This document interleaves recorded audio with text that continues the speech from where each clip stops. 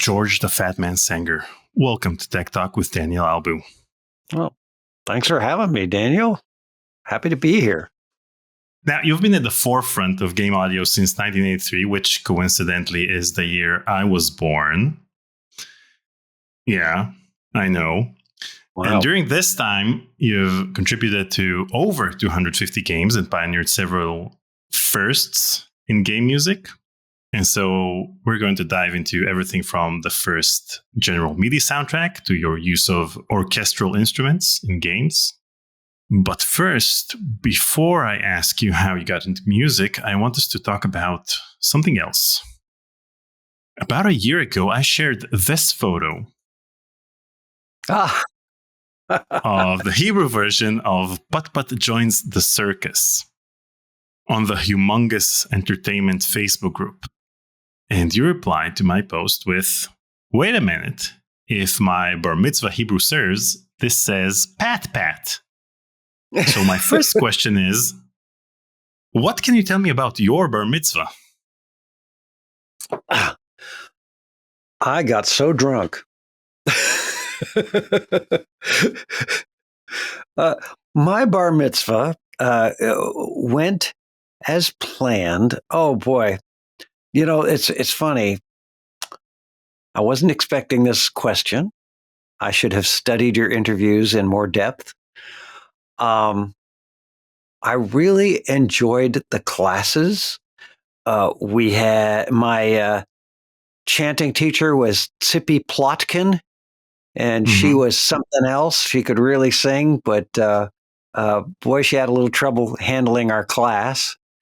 The kids were wild. And some of us became very good friends for a while. I'm not in touch with any of them now. I would say some of the greatest highlights that kind of stand out in our family mythology is that when the rabbi at the end grabs you by the shoulders and talks to you during the sort of closing music of it, part of the test of your manhood is, can you endure his breath? I think that smoking was more of a thing in those days. And, but I managed to pass that, but I can't imagine what my face looked like at the time. Also, during the reception, wine was served, and I felt that more than one glass was appropriate for me. And there is a picture of me sleeping happily at the reception on a pile of, a little pile of presents that was on the next chair. So, and let's see, I think that should cover it all right. Does that work? Yeah, works perfectly. And so you learn Hebrew from scratch in those classes? Well, we had a Hebrew teacher that came by when we were very young. Her name was Lily Artenstein. And we don't have a lot of, this was a sort of a 1960s style Sabra. She kind of looked like Brigitte Bardot and wore the tall boots too. And our again, the mythology is that she was a tough cookie, that she's from Israel, and she knew how to work. She was an expert in an Israeli submachine gun. We did not know what to call that, but as kids, she was kind of a legend. But I used to get what was called Hebrewitis, which is that I would get very sick before she'd come over to tutor us. And I can't study Hebrew. It was very difficult for me. Language is not really my bag, but I put enough together and learned enough by ear that I was able to read my Torah portion. Bereshit bara Elohim et hashamayim ve'et ha'aretz. No, it wasn't that. There was v'hayah hayom hazeh lachem lezikaron v'hagatem oto chag la'Adonai l'doratechem hukat olam tehaguhu. How am I doing? Well played. Probably nonsense. I'm probably exposing a lot of imperfection for the Israeli audience, and then I was able to get through my Haftorah portion and sing thanks to Tzippy's, just basically mimicking the the chanting signals. But I had a pretty good voice in those days. They tell me you still have a pretty good voice, and you used your knowledge of the Hebrew language to reply incorrectly to my Facebook post decades later. So it was worth it, apparently. Yeah. Well, I even rolled the dice. I thought that I could test as I was going into college. I thought that I might be able to test out of the language requirement by putting my Hebrew knowledge, such as it was, on the altar of the SATs, and the Lord did not cause His countenance to shine upon it. It was more like what happened to Aaron's sons. It got flamed. It didn't make it. Well, at least you tried.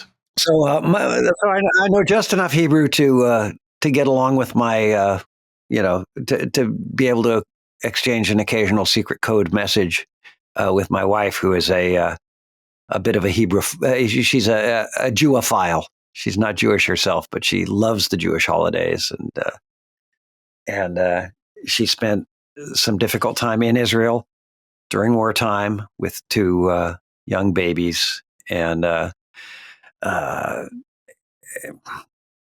so when you say that you may have to ditch to go into the shelter, I understand, and I'm familiar with the stories of that, and you have my respect, sir.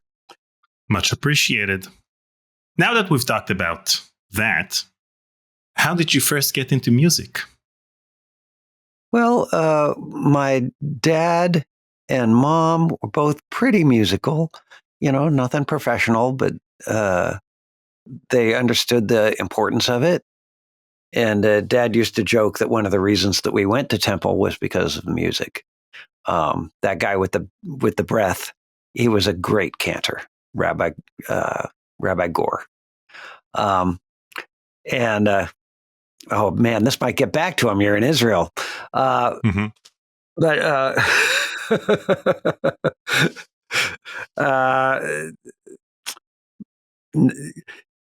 don't worry. I'm not going to send you back to edit that. I think we can risk this.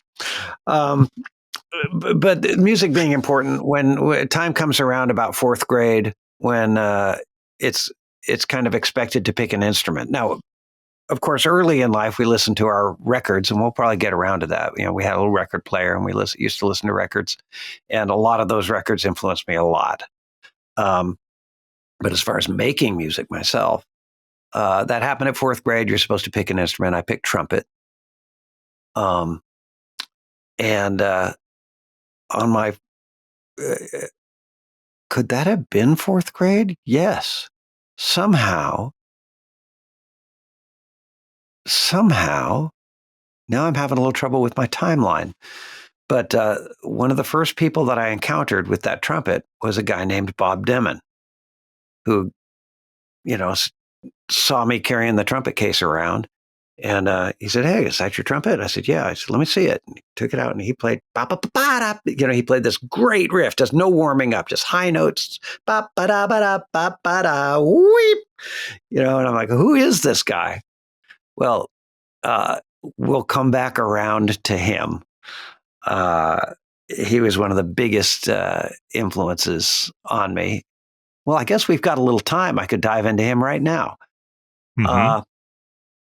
Bob Demon. Feel free to go off on as many tangents as you want in this conversation. They are more than welcome.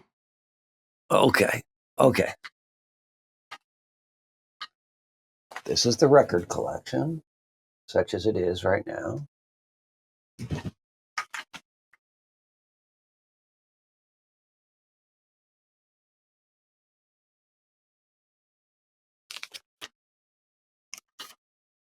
This guy is Bob Demon. Wow. So his career in this surf band, the Astronauts, was just short of spectacular. When the Astronauts would go to Japan, the Beach Boys would open for them. were mostly an instrumental band, and they had a huge hit with the tune Baja. So I got drafted into the high school marching band when I was in middle school, which started in 7th grade. And Bob was the band director. After his surf career, he became the band director in our little town. He was the most charismatic son of a gun. He looked like James Dean, you could see, and he dressed like that, like, he'd wear these sharp cowboy outfits, and a little bit of influence there. But even though we're in a beach town, he was from Colorado, and the astronauts were all from Colorado. And the way that they got into surf music is another sidebar. They actually came down into LA to become famous. And they just went up to, was it RCA? They went to RCA Studios, and they said, hey, can we meet with somebody? And they said they just got an appointment. They went into a guy's office, president or whatever, A&R guy, and he was on the phone. And he says, surf music, huh? He said, I don't know, just 1 second. He goes, do you guys play surf music? And they looked at each other and went, uh-huh. And he goes, yeah, we got one. Okay. So, so Colorado surf band. And so anyway, back to the marching band. Bob wore these cowboy suits with like 5 buttons down here and the yoke in the back and the cowboy boots. And he looked sharp, and he drove a Corvette with a racing engine in it, fastest car in Coronado. And he was just the most charismatic guy. And he taught me, in addition to playing trumpet and then baritone a little bit, he taught me how to play guitar on that specific guitar, and he taught me how to play bass on that specific bass. So I was, and he would, on rainy days, he would show us slideshows of the pictures that he'd taken on his tours. So, of course, I saw Glenn Campbell carrying Bob's guitars, and I saw the backstage, backstage at Shindig and Hullabaloo and all these great things. And there was one picture that they were actually running away from crowds of teenage girls in Japan. And they did one of these comedy things where, they're running away, and one of the guys in the band goes, stop. And everybody stops. They stop chasing him. He gets out his camera and goes, click. And he goes, okay, now. They take off again. So that kind of thing. And also Bob told a story about how they were supposed to be the Monkees from the Monkees TV show.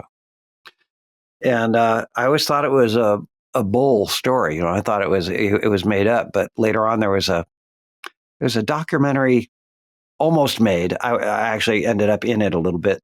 It was made. It kind of disappeared. It never kind of came out. But it verified all the stories about they were going to be the Monkees. And all the people that Bob mentioned in his story were there and were interviewed and verified what he had said. And I might as well tell you this story since we've got some time. They went into, they answered an ad. They went into the office at, was it Columbia Pictures or whoever was doing it? The guy was not there. So they were waiting for him. And one of the guys in the band said, let's do something fun. So they turned the pictures on the wall upside down. And the guy still didn't show up. So they said, well, let's do something else. So they turned some of the furniture upside down. And the guy still didn't show up. So okay, let's take our pants off. So they took their pants off. The guy shows up. He says, you've got the job. So they said, the only thing is the script is for 4 guys and you guys are 5 guys. I said, well, we'll fire Fifield. And he said, no, you don't have to do that. We'll rewrite it. All you have to do is get RCA to let you out of your contract so that you're not exclusive to them. And RCA wouldn't let them out of their contract, so they weren't able to do that. But the very last bit of the documentary that was filmed has Davy Jones from the Monkees saying, there may have been monkeys in the astronauts program, but there weren't any astronauts in the Monkees program there. So anyway, that really put me on a trajectory to go into music, and that inspired me to start my little oldies band called Etc. Rock Revival Band in high school. And that really took over my heart and my mind. That was really the thing, to play that music. And Bob made me a cassette of the important rock and roll tunes, and we learned those things, and we actually did a little tour of the United States one summer. Spent 2 months touring. Just kind of, we had like 3 gigs lined up, and we went all around the United States. And good times, but a lot of that was based on astronauts mythology. We stopped off in Boulder, Colorado, where these guys were from, and recreated some of their photos and looked for the landmarks of places that they've been. So that's how I kind of got into it. Should I keep going? I can ramble. Feel free to ramble, but first I want to ask you, if you have stories before 1983, you're welcome to share them. If not, then let's talk about 1983. Yeah. Well, we might sidebar back to before 1983, but let's go to 1983. Let's make it happen. Okay. So in 1983, you were credited for music on Thin Ice for the Intellivision. Let's listen to some of the music from the game.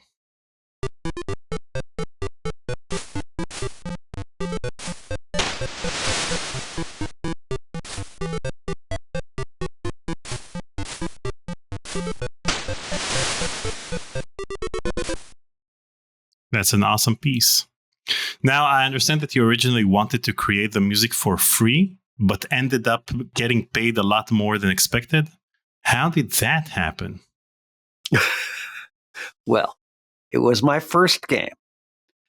And I had sort of had this idea that writing for game audio, or no, not for writing, for just being involved in games, was more rock and roll than rock and roll was. So it started to take over this idea that I wanted to be a rocker. I wanted to bring something to the world, and I thought, well, whatever's Beatles like is best. And music was no longer Beatles like, because the Beatles were innovators, and it was hard to innovate in music. But games were just getting started, so I wanted to be involved in that somehow. My brother Rick's roommate was Dave Warhol, and he had a job working in some capacity at Intellivision. So I said, "Can I get into that? I will take out your trash cans for you. Just whatever it takes. I want to get involved in that." He says, "Well, you write music, don't you? Or you're a musician, aren't you?" And I said, "Yeah, not the most. I'm not really confident. I got a music degree, but it was mostly that rock and roll stuff, and I wasn't really that good at it. But he said, "Well, just write me a tune, Ice Skating Penguins." I said, "Okay." And so the idea, the intent was to do it for free, and just try to get into that business. So the technology was a 4-track tape recorder, and I got a guitar and went boop boop boop boop boop boop boop boop. I did the kind of bass line, and did that a couple of times on the multi-track, on the tape recorder. And I went back and I tried, like, bit by bit, punching in little melodies, and I tried different ways. And once I got it to where I liked it, then I listened back and I got out a piece of paper and staff paper, and I wrote the notes down, and I think I got them pretty much right. And I gave those to Dave Warhol. That's the technology there. And he converted it into code and put it in the game and told his bosses about it. And they said, well, we can't, you've got to pay him or we're not covered legally.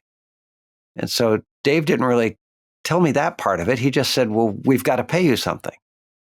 So how much do you want to charge? And he didn't give me an idea of the scope. This has followed me around a lot of my life is someone asks for a budget and I don't know what the order of magnitude is. So I said, it's a 10-second tune. This is the big time. There's money in this. I said $1,000. Or did I say $1,200? No, I think I said $1,000. And he went back and they, I think they said okay, or they changed something, but I didn't realize. Dave told me years later they were mad. But I got paid that, and then they went out of business. I brought them down. Yeah, that was me, the poison pill. You want Intellivision back? You can blame me and Tommy for there not being Intellivision. We both tried, but that was probably their entire budget for 1983. $1,000. 1,000 American dollars. Yep. Yeah, and that's like $1 million in today's money. It's like $1 billion in today's money. You're absolutely right. It's $1 zillion in today's money. I'm a very powerful person, Daniel. Don't cross me, or I'll charge you some amount of money that will put you right out of business. So you didn't have to do anything to convert the music yourself? So you didn't deal with the technological part of converting the music for the Intellivision? No. And that relationship, I mean, now that I look at it, do we believe in miracles? Do we believe that there's somebody looking out for us? Well, I don't know how I happened to be the person who found Dave Warhol at that moment, but he much later became among the first, if not the first, Americans to figure out how to write audio to Nintendo machines. So he was able to figure out how to do that, and he wrote tools to do that. So that was also later very, very handy for my career. So we were, in a way, partners. Somehow the stars brought us together because he just put me in a great spot where other people didn't have that advantage.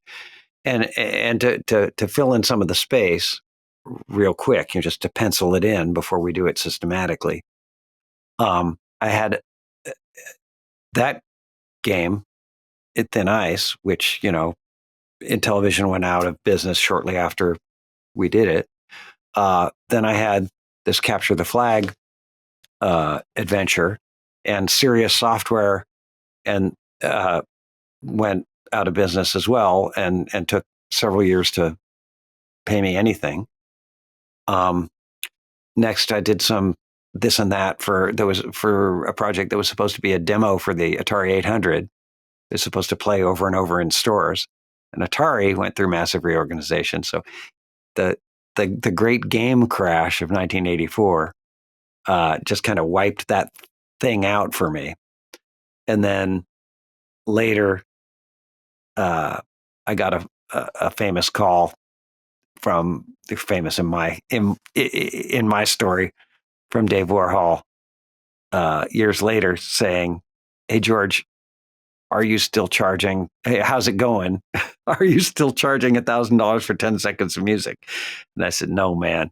At this point," I said, custom music for $59.95. I think I started at $49.95.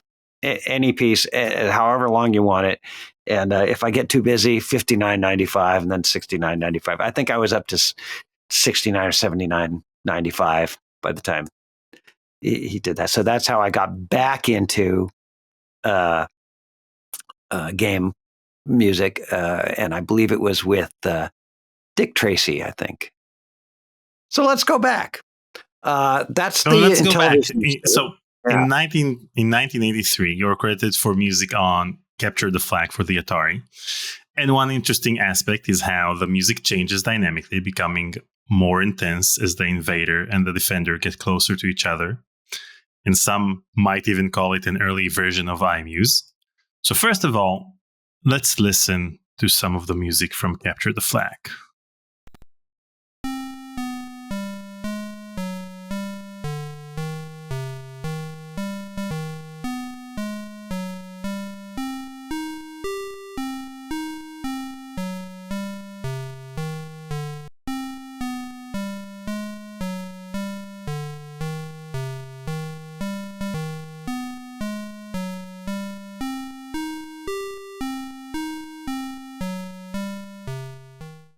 And here we can listen to the dynamic music changes as the players get closer to each other.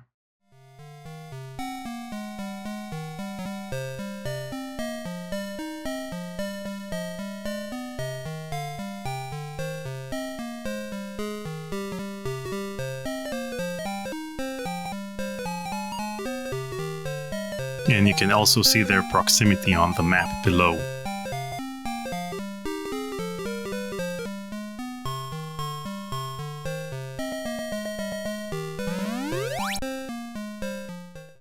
So, what can you tell me about this project and about the technology behind the dynamic music?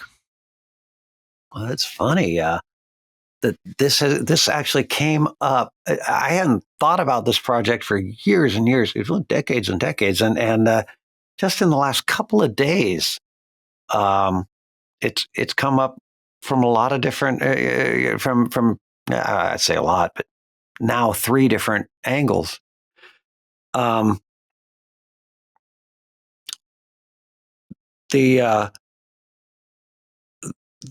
Paul Edelstein was the brother-in-law of a girl I used to date back in bar mitzvah days, and he heard that I was working with that I had worked on a game, and he brought me in to work on his game. He had already done the first version, which was called Way Out, a single-player maze game.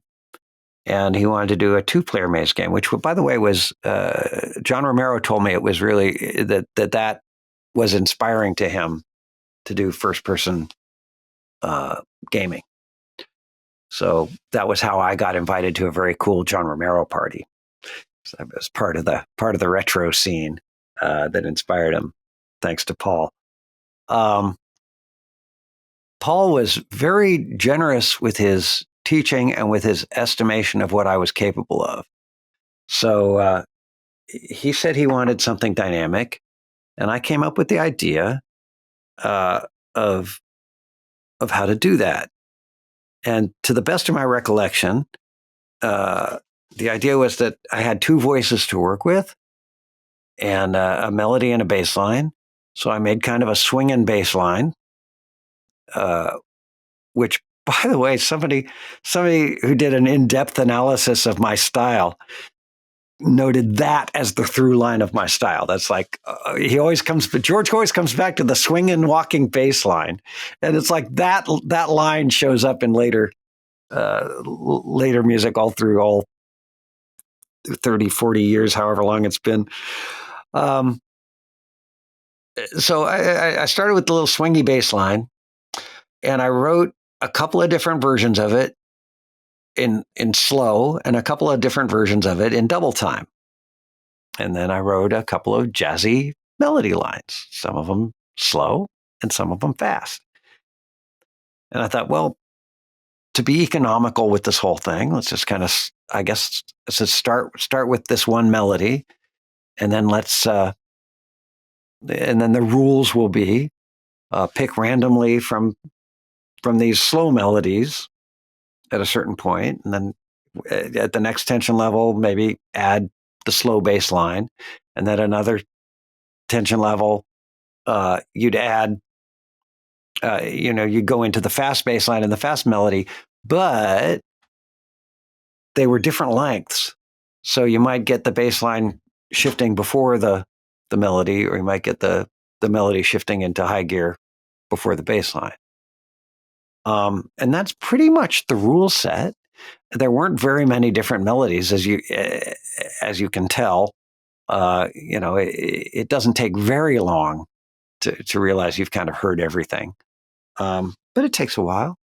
And the funny thing is, I didn't realize that I had said, as part of the rule set, to always start with this one melody, because my friend Seth Sternberger, who also goes by the name of 8-Bit Weapon, he called me sometime in this last week, and he asked me about this game, and he said, "Is it completely random?" And I said, "I think so." And he says, "Because it seems to start with the melody," and he's concluded that the first melody isn't random. It always starts the same way. I didn't realize this, but it sure sounds like it. And so now he is claiming credit because of this. And we're old pals. I was the minister at his wedding. But he's I'm happy to step aside. He has written, I guess, the first completely random game soundtrack, which is somehow built on that. He was claiming that he had done it on Facebook, and then somebody said, "Well, what about George's soundtrack for Capture the Flag?" And so he had to call me up, and I said, "Well, you can just claim that you've written the first bearable, completely random video game soundtrack." But he didn't have to do that, because it turns out mine's not completely random. So here's to Seth. Anyway, does that answer? Oh, and how did I write it too? The technology? Yeah. The technology was mostly, I had an Atari 800, which was, actually, I didn't buy it yet. I went over to Paul's house because he had one, and I did my programming there. And my programming was the Atari 800 Music Composer cartridge, which, you type in like Q3, you type in little keywords, and there's Q's for quarter note, and,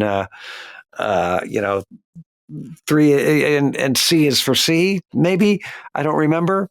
But you type in little codes, and each one is a note, and it's very tedious, and no graphic interface.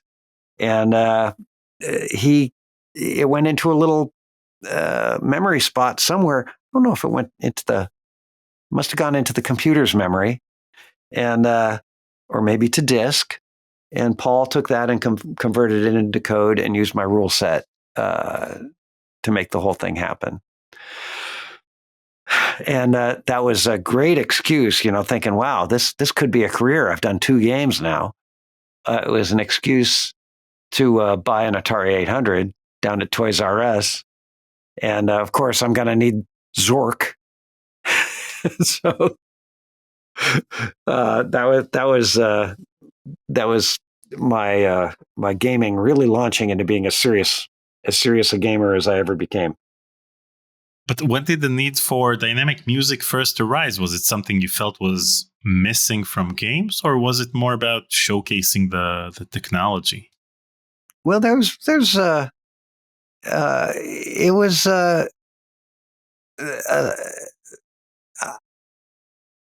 don't think I had that much perspective, Daniel. I think I loved games, and because of this Beatles perspective I had, it was like, I'm going to bring everything I can to this. And it was Paul's idea to do interactive. And it wasn't hard for me to envision how to do it. And I think I wasn't really looking left or right. I didn't really know what other people were doing so much.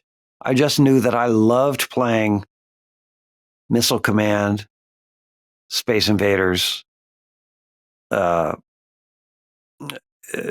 Donkey Kong. That to me was gaming. I mean, I come up through a pinball background, but when those video games showed up in our college dorm and I'm class of '79. And our college cafeteria. I just thought this is the stuff. And I wasn't necessarily a great gamer. There were other people who really conquered those games, but I just loved doing it. And I thought, here's something that my generation understands. Older generations don't understand. It's not commercialized, really. You don't. It's not marketed anywhere. You just find one in a laundromat and tell your friends about it. This is the rock and roll. This is the future. It's not all commercialized like the music is. So just being in love with that, I felt like if I brought a Beatles mentality insofar as I could muster, I mean, not that those guys are amazing, but I thought if I could bring what I have of that and just do my best, that this is a fertile area in which to really be outstanding. And so there was really no reason not to do it. Let's just kind of do it a notch ahead. And that same dynamic came up again when we get to Wing Commander. And we will get to Wing Commander. But first, in addition to working on Capture the Flag and Thin Ice, you were also a GUI designer for graphic software at Rising Star Industries between 1983 and 1985. Can you elaborate on the work you did there? I need to turn you on to a little video clip. Here, in an industry dominated by giants and catering to large interests, they're trying to make computers usable by ordinary people. The same. Every bit of it is set up in what we call a stabilized architecture. Valdox version 2 is a new kind of personal tool for the information age. It combines 11 separate functions: word processing, a spreadsheet, graphics, mail, even a color painting system. The artists I've talked to think that this has kind of revolutionized the world of art. So you're in a good department. It's going to be, the revolution is here. Wow. Wow. Now I want to do some detail work. Now, how close do I want to go? Well, let's see. Quite pick the pixel that I want. Maybe right about there. And shrink the paintbrush down. Yeah, description. That's fun. It's got the paint program, it's got a drafting program, which talk to each other. You can draft a picture, paint it in. How about what that? Can I say? The camera loves you. The camera loves me. So my brother, Rick, Dave Warhol's roommate, he found himself learning computer programming, and he got in. He went to the South Pole for a little while when people usually didn't do that, and he brought a little Timex Sinclair with him, if I'm getting this straight, and he taught himself Forth, which is a kind of obscure language that's used for, like, it was developed for tracking, for telescope tracking or something like that. As he was getting help for that, he got in touch with, you know what? Dave Warhol was working at Rising Star. And there was another guy there, Bill Volk, who later became also very significant in gaming. The things that he would become most proud of later, he says, for discovering me, he says, but also for discovering the Cyan brothers, for the Miller brothers, who created Zork. He did an early game with them, an early CD-ROM called The Manhole with them. But just a brilliant guy. So Dave Warhol and Bill Volk and my brother were all at Rising Star. Brother Rick had got good enough at Forth to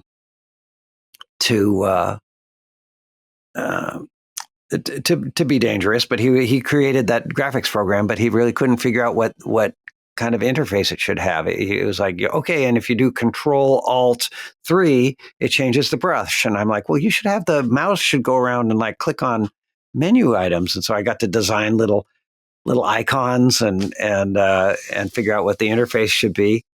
and that was just great and fun. And as you can see, we were a big hit at these trade shows. We got to fly the company plane out there, and people were gathered around and just mobbing our booth. It was very heady stuff. It was kind of one of those moments where you really feel like you're at the cutting edge, the cutting edge of everything. So that was great.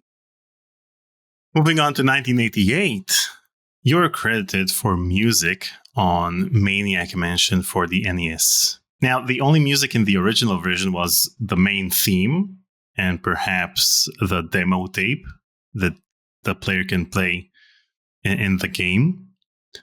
What prompted Lucasfilm to add wall-to-wall music for the NES version, and when were you approached for the project?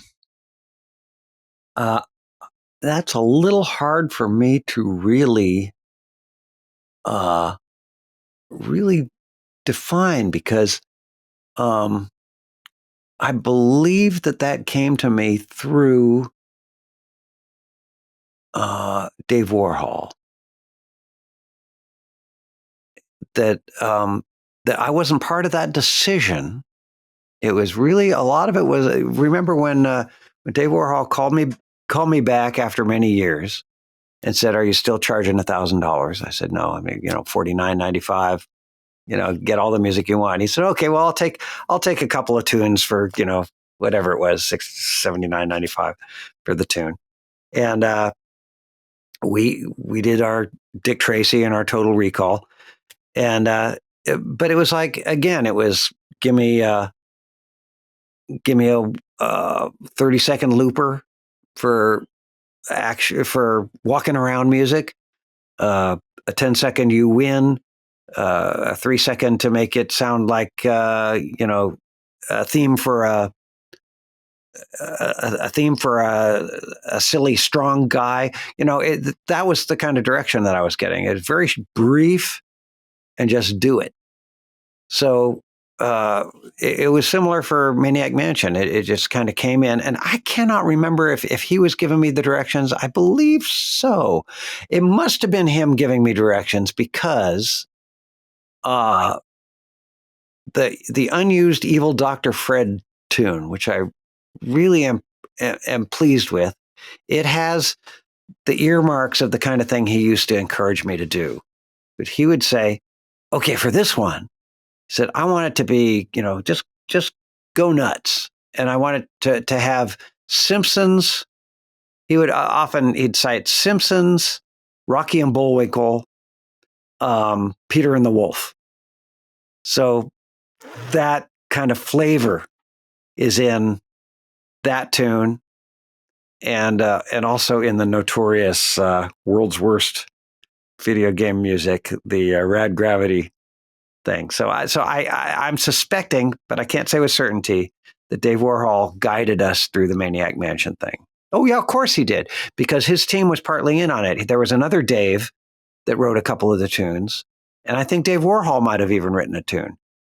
So to answer your question, I hope it's not disappointing, I was on assignment. I was told what tunes to do, and I did them. But also, I was just forming my little team. So I had a friend, Joe McDermott, who I had produced some children's music with, and I opened the door for him to come and write with me. But also but I think at that point, I hadn't brought Joe in. I believe at that point, there was just this one guy, Dave Govett, who had been working, I believe, as a bartender a couple of blocks from me. And he was just into this and that. He was just into doing things. He'd get into things, and he didn't care. He didn't see things like other people do. He'd get into it, and he would be focused. And his focus was, he wanted to see what kind of setup I had for recording. And he had called me and said, "Can I come over and see your setup?" He'd heard about me through some articles that I'd written for a local magazine. And I said, "Sure." And so, reluctantly, "Hey, come on over, I guess." and it wasn't about game music. It was like my recording setup. And at a certain point, he called me up from a phone booth and said, "Can you come over to the bus stop and get me?" So, but I knew about this guy, and we figured out that he had a computer, and he was doing he had an Amiga, and he was doing some composing.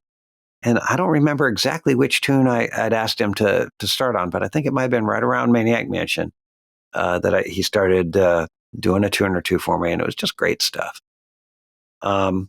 So that was part of the beginnings of Team Fat and the great legendary Dave Govett.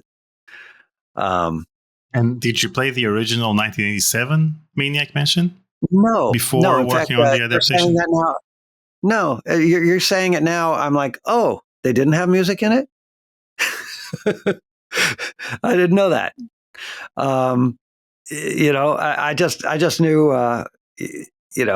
Let's do a Dr. Fred tune. Let's do a punk tune for what's her name, Razor. That was one of mine. I liked that.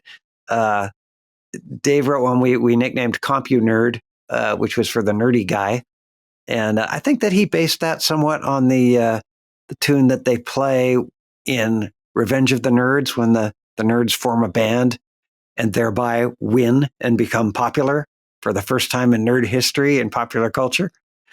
That was what I knew as the joy of getting issued a challenge and rising to it. And then sending it off. And then decades later, having people say that was really good music. That's been a great cycle. That's been, talk about privileged, talk about feeling fortunate. Yeah, that's been kind of how it's gone. So yeah, Maniac Mansions was one of those things where it's like I was just trying to do a good job. And Daniel, you've interviewed some of these guys who've written in around this era, but you don't have to go very far back to run into people who would say, who were writing soundtracks that were kind of like, or programmers who were just putting in a noise. And I remember there was one cat who said, we were talking about protecting your rights and things in these. And he said, well, I don't really care about the music that I give him. He said, George, if I wrote something good, do you think I'd give it to these guys? So that was sort of the attitude. So it was very easy to raise the bar just by caring about the music. And in my mind, I pictured that when I was presenting music, and this was unusual, I'd say, well, I've got a captive audience of 1 million people. So I'm like, okay, I'm on stage. I'm at Woodstock. What am I going to give them that's that will be of value to them? And that was something to care about. That was something to bring you into the game. And weirdly enough, a lot of those things eventually did get heard by 1 million or millions of people. I was very lucky there. So, but people around me were like, why are you doing that? Writing music for games. It's like writing music for the ice cream truck. It's or writing music for a refrigerator. It's like people don't do that. It's not an adult. It's not a gig. I mean, writing games was not really a legitimate industry, a job description. It was just something that people did if they were quirky and smart. So first of all, thank you for raising the bar. And yeah. Oh, if I did, at least I thought I raised the bar. I wasn't that aware of what was happening around. You did. You raised the bar. And now you've mentioned the unused track called Evil Dr. Fred. Well, have you got it? You mentioned the fact that you got the creative freedom to create it. But why was it ultimately left out from the game?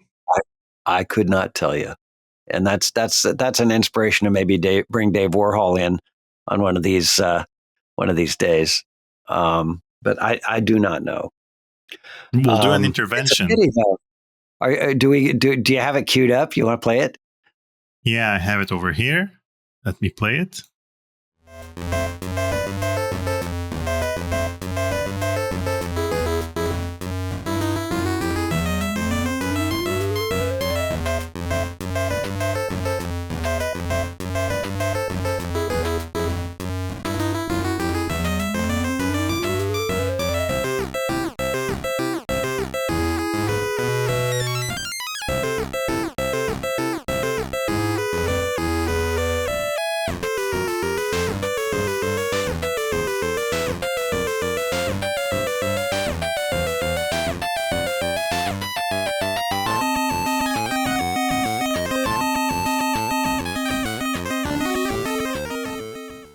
It's such a cool track. I know, right?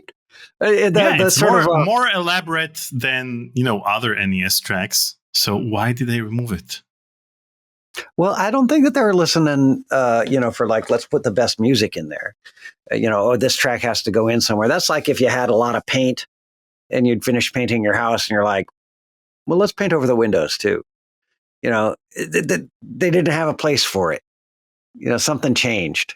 I don't think that it was removed on account of quality, but doesn't it make a nice little obscure, little buried treasure for people who care about that? I mean, the rhythm, the trick to writing for two boops, a beep, and a is like, for a lot of people that's daunting, but for me it's like, okay, you got a one-armed drummer,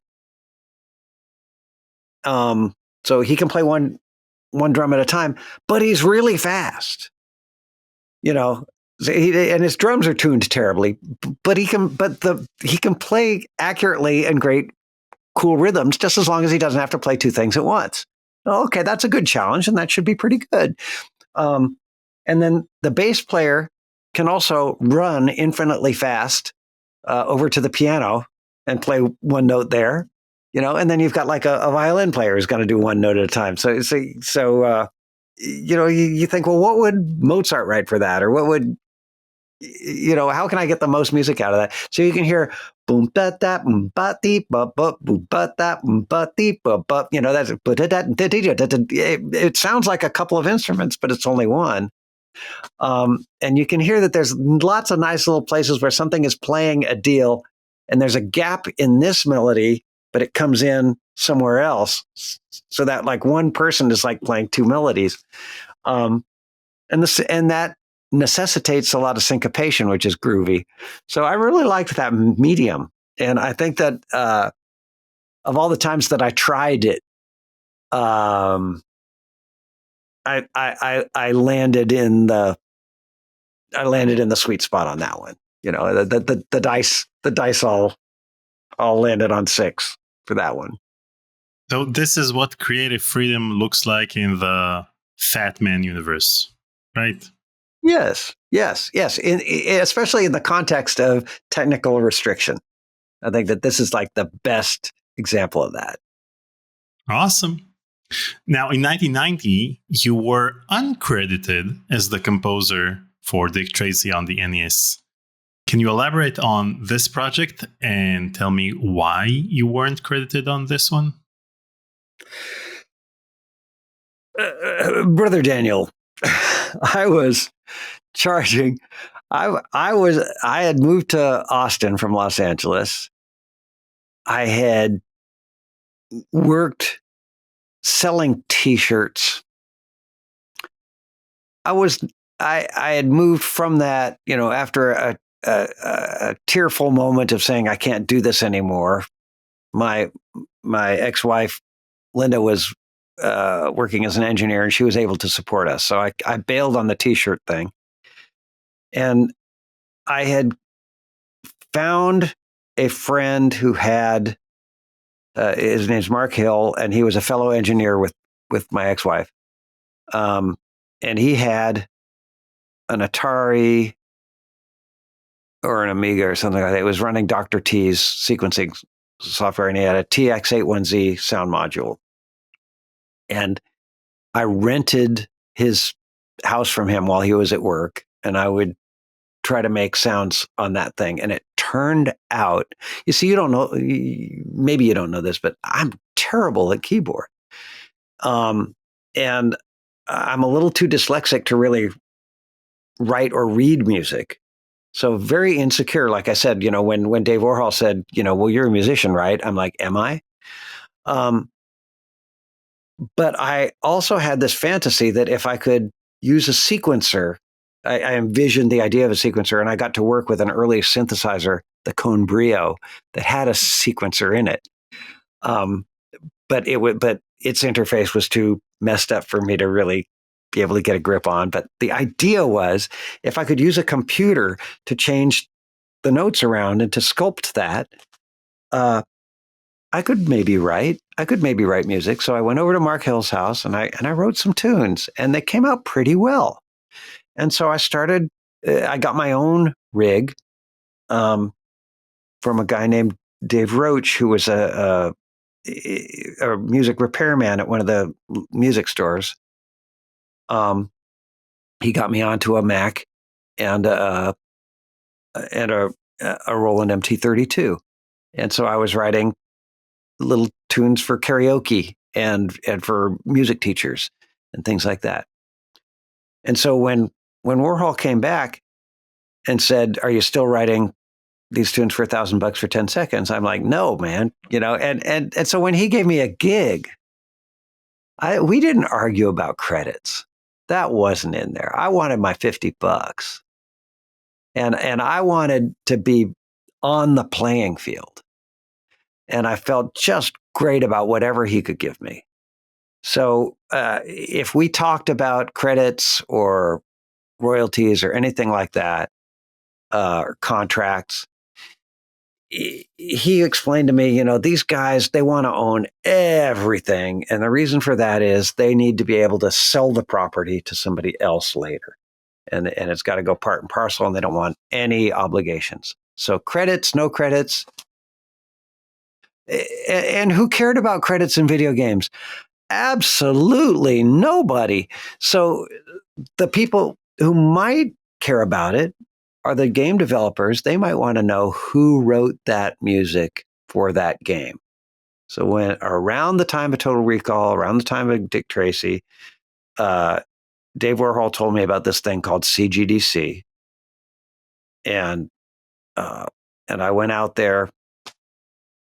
Gee, by the time I had gone out there, I was already working on some other. I had done Loom, and I think I may have done Seventh Guest. No, you've done Wing Commander. Wing Commander, correct.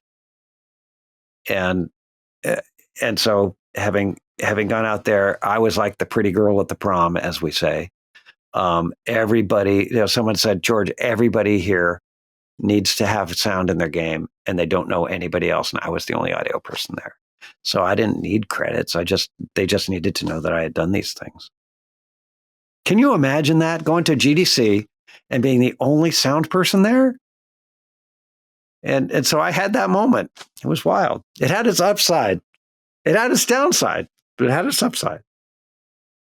Still in 1990, we move on to the best point-and-click adventure game ever created, in my opinion, which is Loom. This is my version of Loom, the Hebrew version. Oh, right. Jeez. Boy, no vowels. I can't do it. It's Ha'olgim, which means the weavers in Hebrew. Oh. And that's the Hebrew version of Loom, and that's the only Lucasfilm Games game that was ever translated to Hebrew. Without Lucasfilm's help, it was done over here. They hacked the version. They bought the rights to Loom, and then they hacked the version to embed Hebrew into it. Wow. And you are credited on this game for music of Tchaikovsky transcribed by and arrangements by. And so my first question is, who originally proposed the idea to use Tchaikovsky's music for Loom, and what made Swan Lake the thematic choice? The great great Brian Moriarty, my good friend. I cannot tell you what was behind his decision, but it was perfect. It was entirely his idea, and to give you an idea of Brian, he's a very, very earnest, very intellectual, and very spiritual guy. He understands fun, but he doesn't act like he understands fun a lot of the time. He's very, at the GDCs, small whiskey, listening carefully, ready to opine, very sort of Boston, college guy. So his nickname is the Professor, like Professor Moriarty. So he had that idea to do those, and how is he? It seems I'm missing a connection between him and Dave Warhol, but somehow they were connected. Remember that the first thing that I played when I got my Atari 800 was Zork, and he was on that team back at Infocom. So he gave me that assignment to do Swan Lake, and he sent me the scores, on a manuscript paper, and I was capable of looking at those very slowly, one thing at a time, and I was a little bit traumatized because remember I said I was a little dyslexic, and in college, one of my big fails was my orchestration exam, where I orchestrated a piece and it was played by the orchestra, and I had missed. I had the French horns in the wrong key, and I had mistransposed this and that, and then the conductor starts making fun of it because what's he going to do? So this horrible sound is coming out, and he's still conducting and goes, "It's magnificent," Well, so I was a little traumatized by that yet. But I sat down with these scores and very carefully put every note in for whichever movement that he had picked out. And he assigned, he picked out which movement was going to go to what place. But I think that the important thing that I did there was to try to do the best. I wanted to bring in dynamics and tempo changes and balance the instruments against each other. And you know what? People were not doing that before then. You get any MIDI file of classical music from before Loom, and it's done at a constant tempo with no tempo changes and no dynamics. And maybe they exist out there, but I was unaware of them. And I wanted to put the best sort of musicality into these things. So I got my CD of Seiji Ozawa conducting this piece. And so after I got all the notes entered, ding, ticka, ticka, ding, ding, ding, ding, ticka, ticka, ding, then I'd listen to him, and it's like, so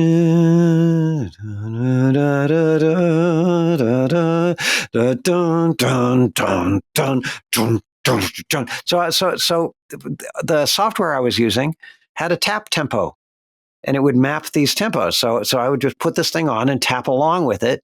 And wherever I got sort of behind it, I would scooch those points around in software. And I had the tempos then. And then I would listen to it and go, okay, what instruments are up front? What instruments are behind? Who's soft? Who's loud? It was a great education for me.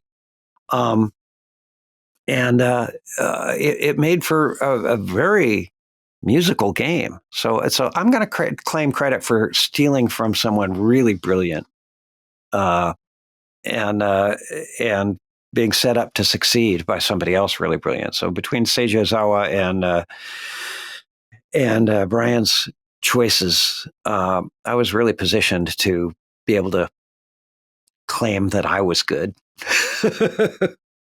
So right place, right time, earnest effort. Yeah. Now, you're also credited for transcribing the music of Tchaikovsky alongside Gary Hammond, who was producer Greg Hammond's father. Can you elaborate on your collaborative work with Gary on the transcription? No idea. I don't know Gary, but this might be the cassette. Okay. So there was a cassette that had the audio drama. The audio drama, right. And they may have orchestral versions of the music on that were done by Gary. So there was always kind of a line that haunted me through my career, or followed me around, which is that we had the game musicians and then we had real musicians. And it was my vision that if I got in on the ground floor of this clunky thing, that I would be able to rise limitlessly, to be at the top of this when it became big. But when it opened up to where other people smelled money, then there was an awkward phase where you'd get people who did movies or people who did television kind of got into it, and they did some, they didn't really know the territory, and there was some mediocre stuff. And then crossed the line at a certain point where now there are people who have backgrounds in movies and television who are doing this stuff and who are amazing, just amazing. But our joke was such that, I really thought when we did orchestration for Wing Commander, I really thought that would lead to orchestral gigs where we would actually be doing the orchestral stuff. But instead, when that opened up, people went to composers and orchestrators who had that experience already. So we kind of didn't make that leap. But it's cool. It all worked out great. But the joke was, I did a gig once with the LucasArts team. We were buddies, and once I flew out for a night with them to rehearse, along with my brother Dave, who's a Grammy-winning drummer, and we spent one night rehearsing. And we didn't get any sleep, and we drove out to Las Vegas to play to be the pit band for the Dice show, for the awards show at Dice, at the Hard Rock Cafe, at the Hard Rock, their arena there. And it was a lot of work, and we were 2 days without sleep, from driving out there. And Clint Bajakian said, "Hey, you want to know what's going to happen?" I said, "What's going to happen?" He's going to say, "We're going to be so good. They're going to say, you guys were so good that next year we're going to hire some real musicians." So that was part of the joke. Another part of the joke was, he said, part of that adventure was our feature number. We did the Mario theme, and he says, "Here's why we're doing this." He said, "Because in the green room backstage, when we do our piece, come on, give me his name. The creator of Mario, Shigeru Miyamoto." Oh, Miyamoto. Yeah. Thank you. I just didn't get the pronunciation. Miyamoto-san was back in the green room, and he said, when we play our thing, his foot's going to tap just a little bit. And then that's that for us. That's why we did it. And we found out later, someone said, "Oh, when you guys were playing, I was back in the green room with Miyamoto-san, and he was dancing around to you guys." So we accomplished that. However, back to what we were talking about. What were we talking about, Daniel? We were talking about Loom. About Loom, and why we do it, and then something else, and then something else. A funny story about Moriarty. He turned, a little sidebar. We've got time. He turned 21 while he was working at LucasArts. And so his first drink as a 21-year-old, nobody was looking. So he happened to be at Skywalker Ranch, and he pried open one of the little glass cases, and he got out the Holy Grail from the movie, and he had his first 21-year-old drink from the Holy Grail. Well played. Well played, Brian. Oh, yeah. Now, after the release of the game, Lucasfilm Games started selling Roland upgrade discs for $10 a pop for the game, which added the Roland MT32 soundtrack to the game and an overture at the beginning as a prologue. Can you share how the decision to use the MT32 came about and what challenges, if any, you faced while adapting the music for this sound module? And of course, who decided the price? The $10 a pop price. Now, you're mistaking me for somebody who's in the loop, Daniel. Here's how it worked. When Dave Roach, I saw an ad for the MT32, and I knew that I needed that because that to have a synthesizer that could play more than one instrument at once at a low price seemed like something I really could use to, if I had a MIDI setup. So after having worked on the TX81Z at my buddy's house, at Mark's house, I was getting my own rig together, and I went down to the store and got a computer and the MT32. So I was an MT32 guy. So somehow, and when I was doing tunes for Dave Warhol, I said, here's what we'll do. I'll make MIDI files, and I'll send you the MIDI files, and you can put those into the game. So for Dick Tracy and Total Recall and those things, Skate or Die and that stuff, we were sort of innovating. I mean, nobody was using MIDI for games at all, and I would modem him. 800 baud modem, I would send him the MIDI files, and then we would send faxes to each other, to communicate our contracts and whatnot. So when it when it came around time to do Loom, for some reason they were using the MT32 as a sound card. And I think that Dave Warhol picked up on that, and he knew that I was writing on that because I was sending my MT32 files to play on his MT32. And that was kind of my idea. So, it looks like we're going to get a nice gristly voice for the rest of the interview.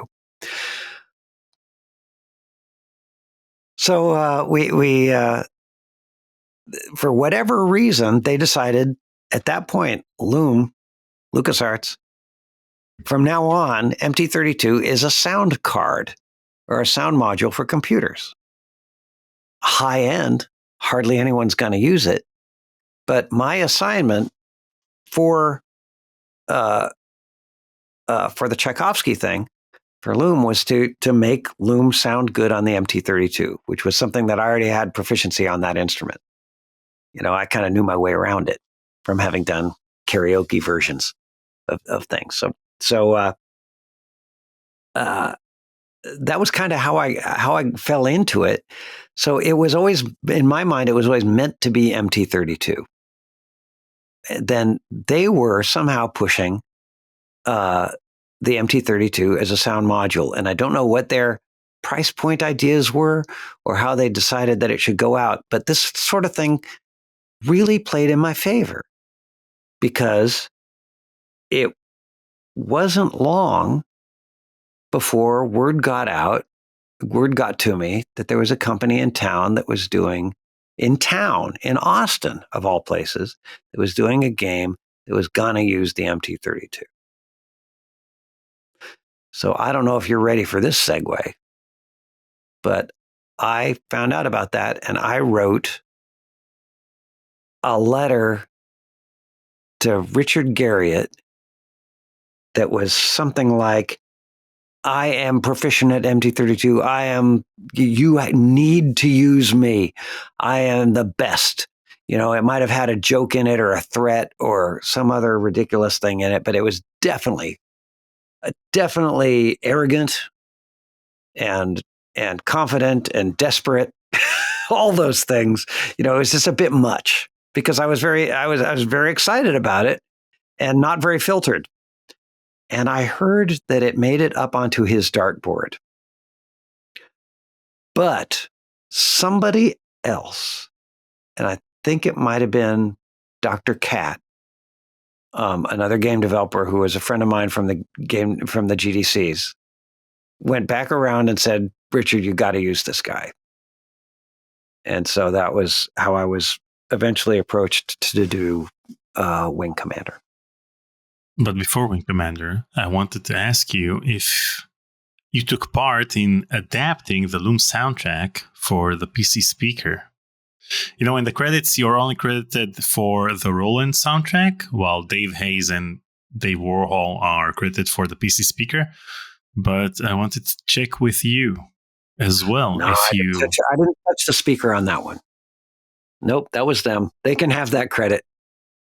Okay, because the first time I played the game, I played it on a monochrome screen, which was amazing, and listened to the soothing sounds of Tchaikovsky on my PC speaker. And, even though I played the game on my monochrome screen, and even though I had this less than optimal setup, the game was still, magical and immersive.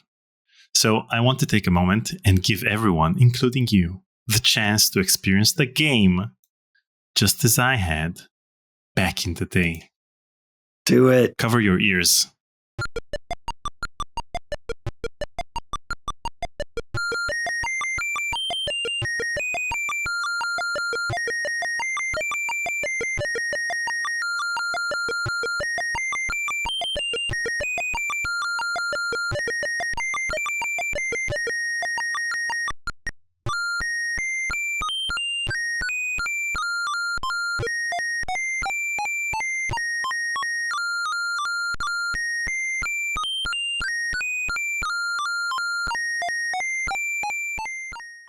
Listen to that.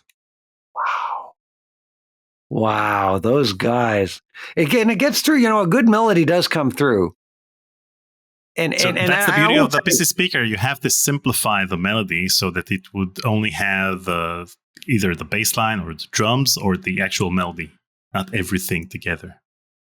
Well, you can tell Dave Warhol used to use the word "hock it" with me a lot, where you can hear it's going both. Do do do do do do do do do do do, but there's also ba-do ba-do do ba-do. There's he's playing the bass line.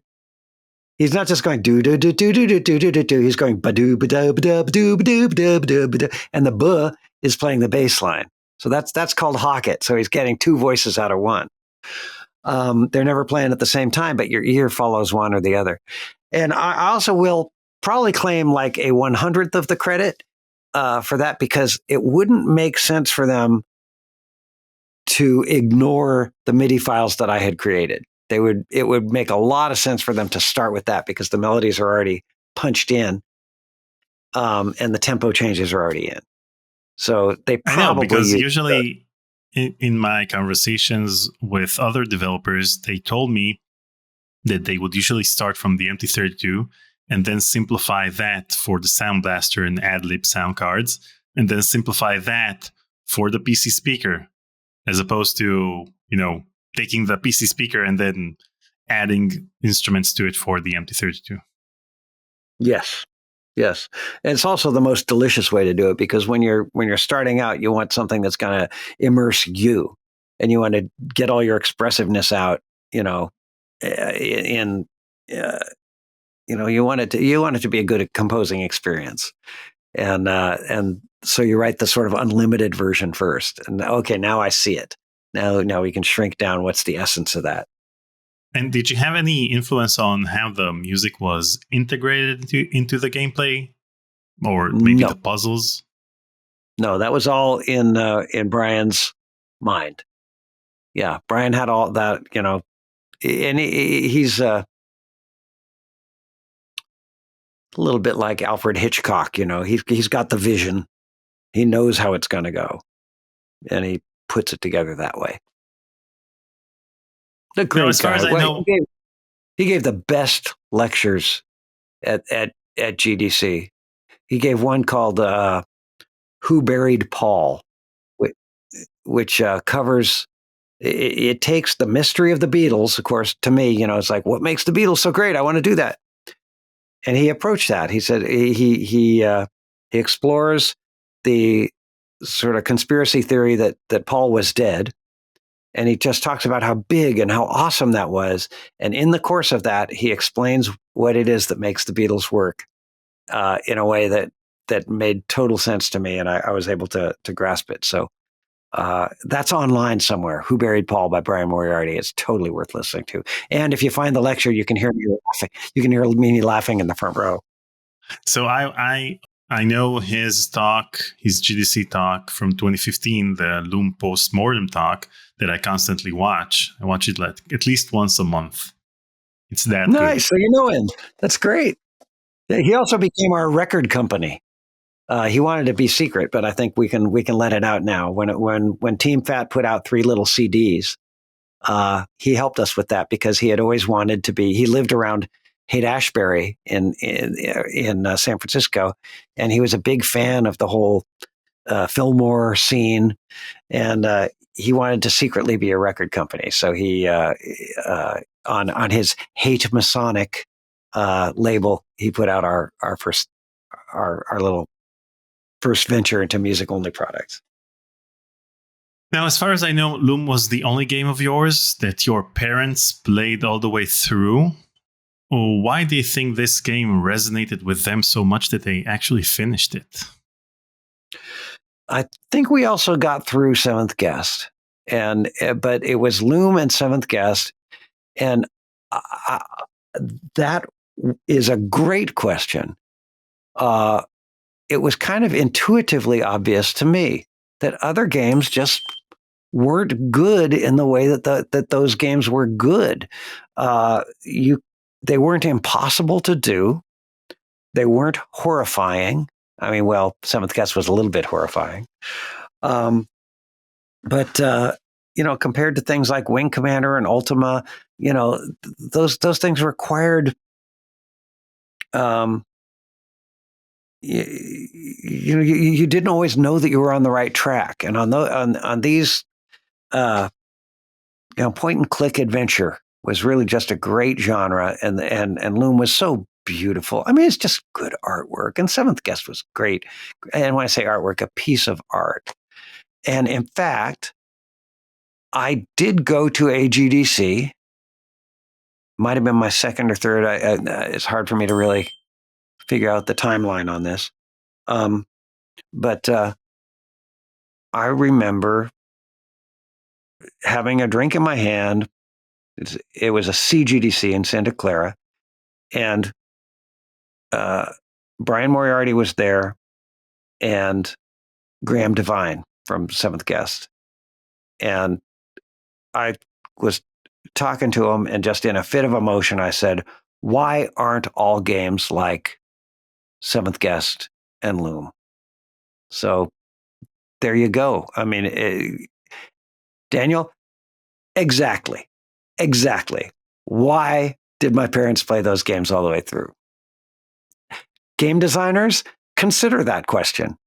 Yeah, and furthermore, as a game maker, what do you think? I don't know. One question I wanted to ask you is, why do you think developers haven't been able to surpass what Loom achieved in terms of music, even decades later? Because I loved Loom as a kid. It was the first point and click adventure game I finished on my own without any walkthroughs, without any help. And it was so immersive. Now, you saw the way I experienced it using the PC speaker and monochrome screen. It's not the best setup, but it was still immersive, and it's still a great game to this day. Yeah. And I don't know why game developers don't integrate music in such a way in games. Maybe they fear that it might alienate people who don't have a musical ear, or the game 140. There's a game called 140, which is a platform game, and the entire game is based on beats. So you hear a beat, and according to that beat, you know when you can step on a certain platform, because otherwise it would disappear. And then after you achieve a goal in that level, then another layer is added to the track. And then you need to listen to the bass line to understand when the elevator is going to come, because it goes according to the bass line. So I think this game was released like a decade ago. I think this is the only game since Loom that I saw trying to implement music in its gameplay the same way that Loom did. But other than that, I don't know. Well, there are Japanese games. My daughter is a huge fan of Tetote, which is an arcade dance game, a rhythm game, and there's a tremendous art form being developed there. It's an important part of her life, that game, and with good reason. And of course, the Guitar Hero type games integrated music really well, and integrating music into a rhythm thing, or making it totally part of the game. That was a huge quest for Dave Warhol as well. But the thing about Loom that jumps out to me is that Brian understands what art is, and he does art. He understands what awe is, and he does awe. And when and you know this from watching that postmortem, that moment when there's a climactic moment where there's a killing scene or something, and Brian, the way Brian describes it, it's like, well, he knows what he's doing. He's exposing us, and you probably remember exactly what the moment is better than I do, but I remember there's this climactic moment where Brian is, with the way that he presents the elements of the game and the moments that he calls in the maximum processing power of the computer and the maximum climax of the music at the maximum point of the plot, he exposes the player to the inevitable vision that there is more to life than what's visible and obvious. He exposes us to the undeniable fact that there's an invisible world that has to be bigger than what's visible and what we understand. So the scene you're talking about is the scene where chaos appears and Lord Mandible is decapitated. And so Steve Purcell created a 3D animation of his head flying towards the camera. And Brian Moriarty was so impressed because, you didn't have 3D back then. And this was so realistic because the head is flying towards the camera. And it probably used a lot of CPU because it's not just the usual small sprite that you see for the entire game. That sprite grows bigger and bigger because you see it coming towards the camera. So, yeah, it's a pretty impressive scene. Yeah. Yeah, and what game developer have you met that said, well, what we're trying to do is expose people to the inevitable conclusion that there's, the sense that there's an invisible world, beyond, and so I think in its own way, Seventh Guest does that, in its own kind of funny, quirky way, but it's art and it's artistry. And there's also a sense I'm flattered that you're like, why can't they do with music why haven't they surpassed that? I don't know about that. There's some great soundtracks out there.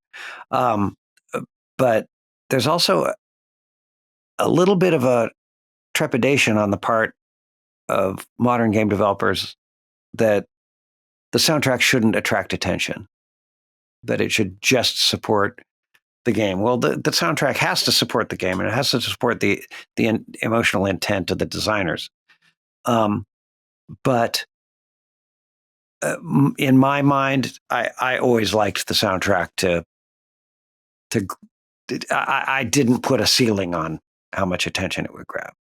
It's okay to have, I always thought of the soundtrack to 2001. It grabs you, and it's there. You're not ignoring it, or any. It's not just in games. You have it in movies as well. Movies nowadays don't have memorable themes. The themes are there in the background, and even if you listen to soundtracks from movies in recent years, there's nothing memorable. It's just there. Yeah. I got invited to contribute to the TV show Survivor, because Russ, not thinking of his last name, the guy who did the music for Survivor, he accidentally stole one of my tunes from Seventh Guest. And I called him on it. It was because he had his intern put a Halloween compilation together of public domain tunes for his daughter's Halloween party. And then Russ put it on iTunes. But the intern didn't know that my Seventh Guest music was not public domain. So I gave him a call and we talked a little bit, and he said, he ended up inviting me to do music for Survivor. And I did several pieces that went into the bin, to be picked from by the producers. But the one that got picked was, dong. There's a timpani and a tubular bell hitting at the same time. And I probably got a total of about $900 from that.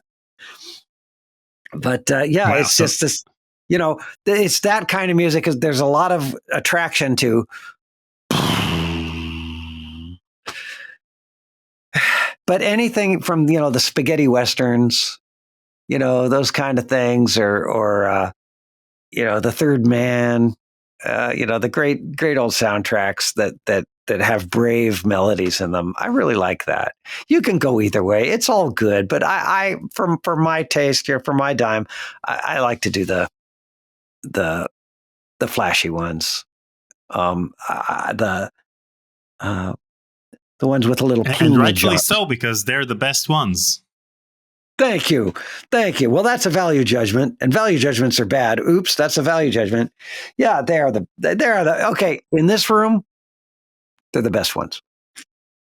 Now, speaking of memorable music, still in 1990, you went uncredited on the NES game The Adventures of Rad Gravity. First, let's listen to a snippet from the main theme.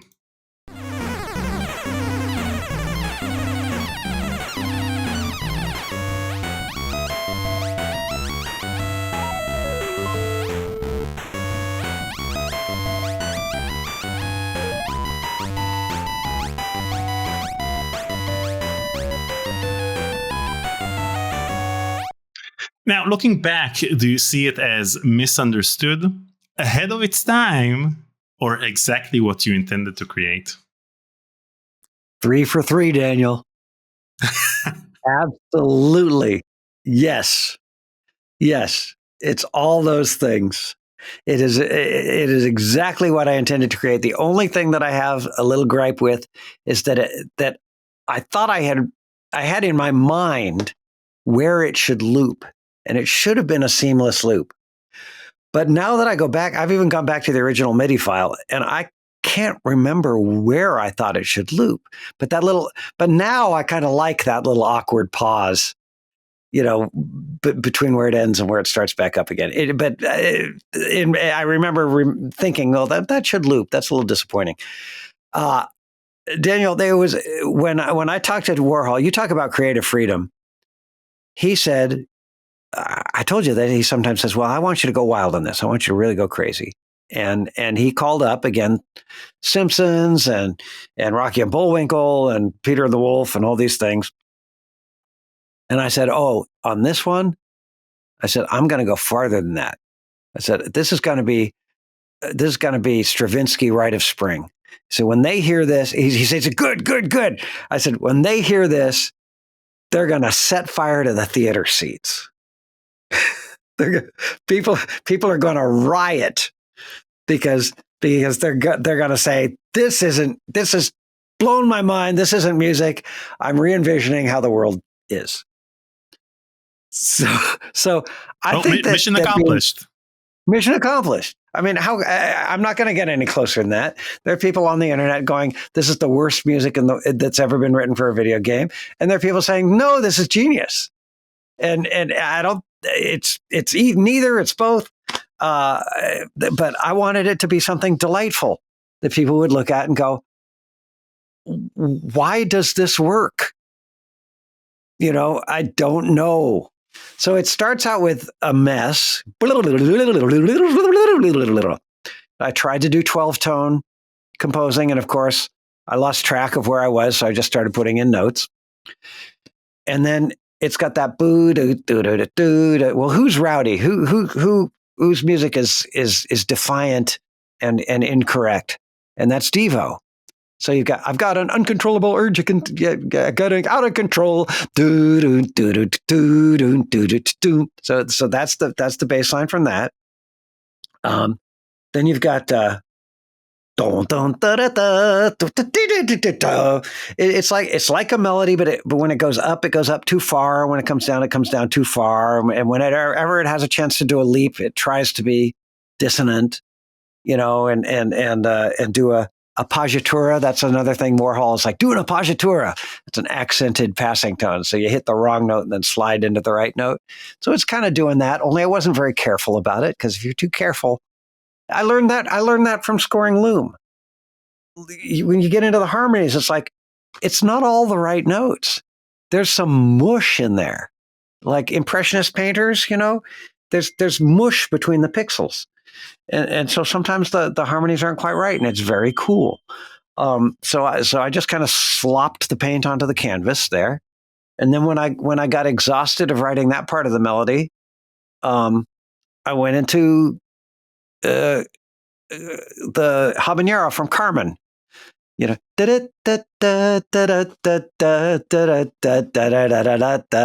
of course I gave up on that too. So and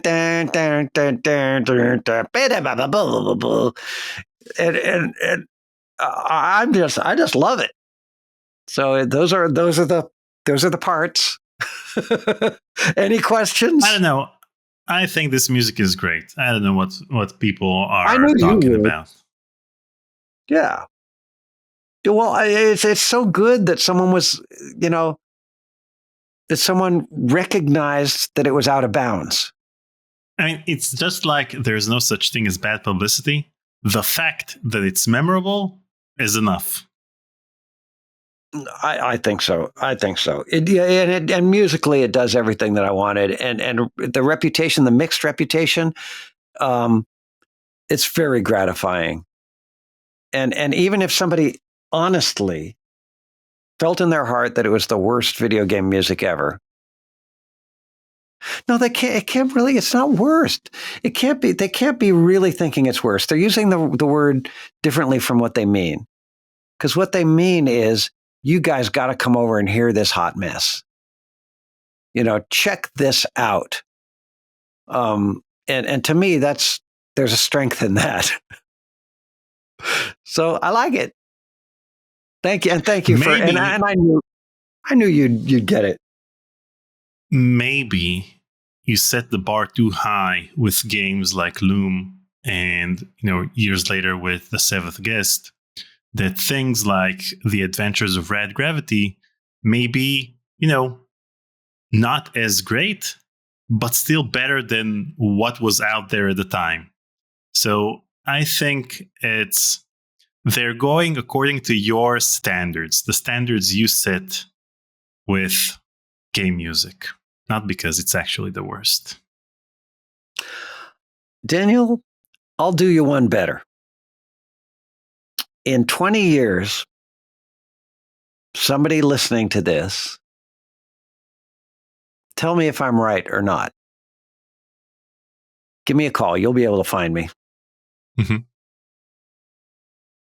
That tune actually is the jewel in the crown.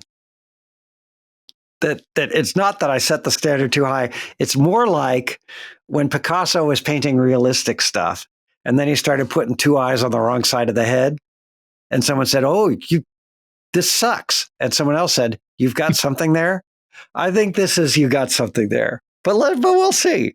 I won't be offended. I agree because you call me up and say, "Actually, it sucks." That'll be funny, and whoever you are who finds this, let me know. We'll the first one to call up, first one to call me on this in 20 years. It's got to be 20 years. 19 doesn't count. Then find out where I am, and we'll have a drink together. And it's on me.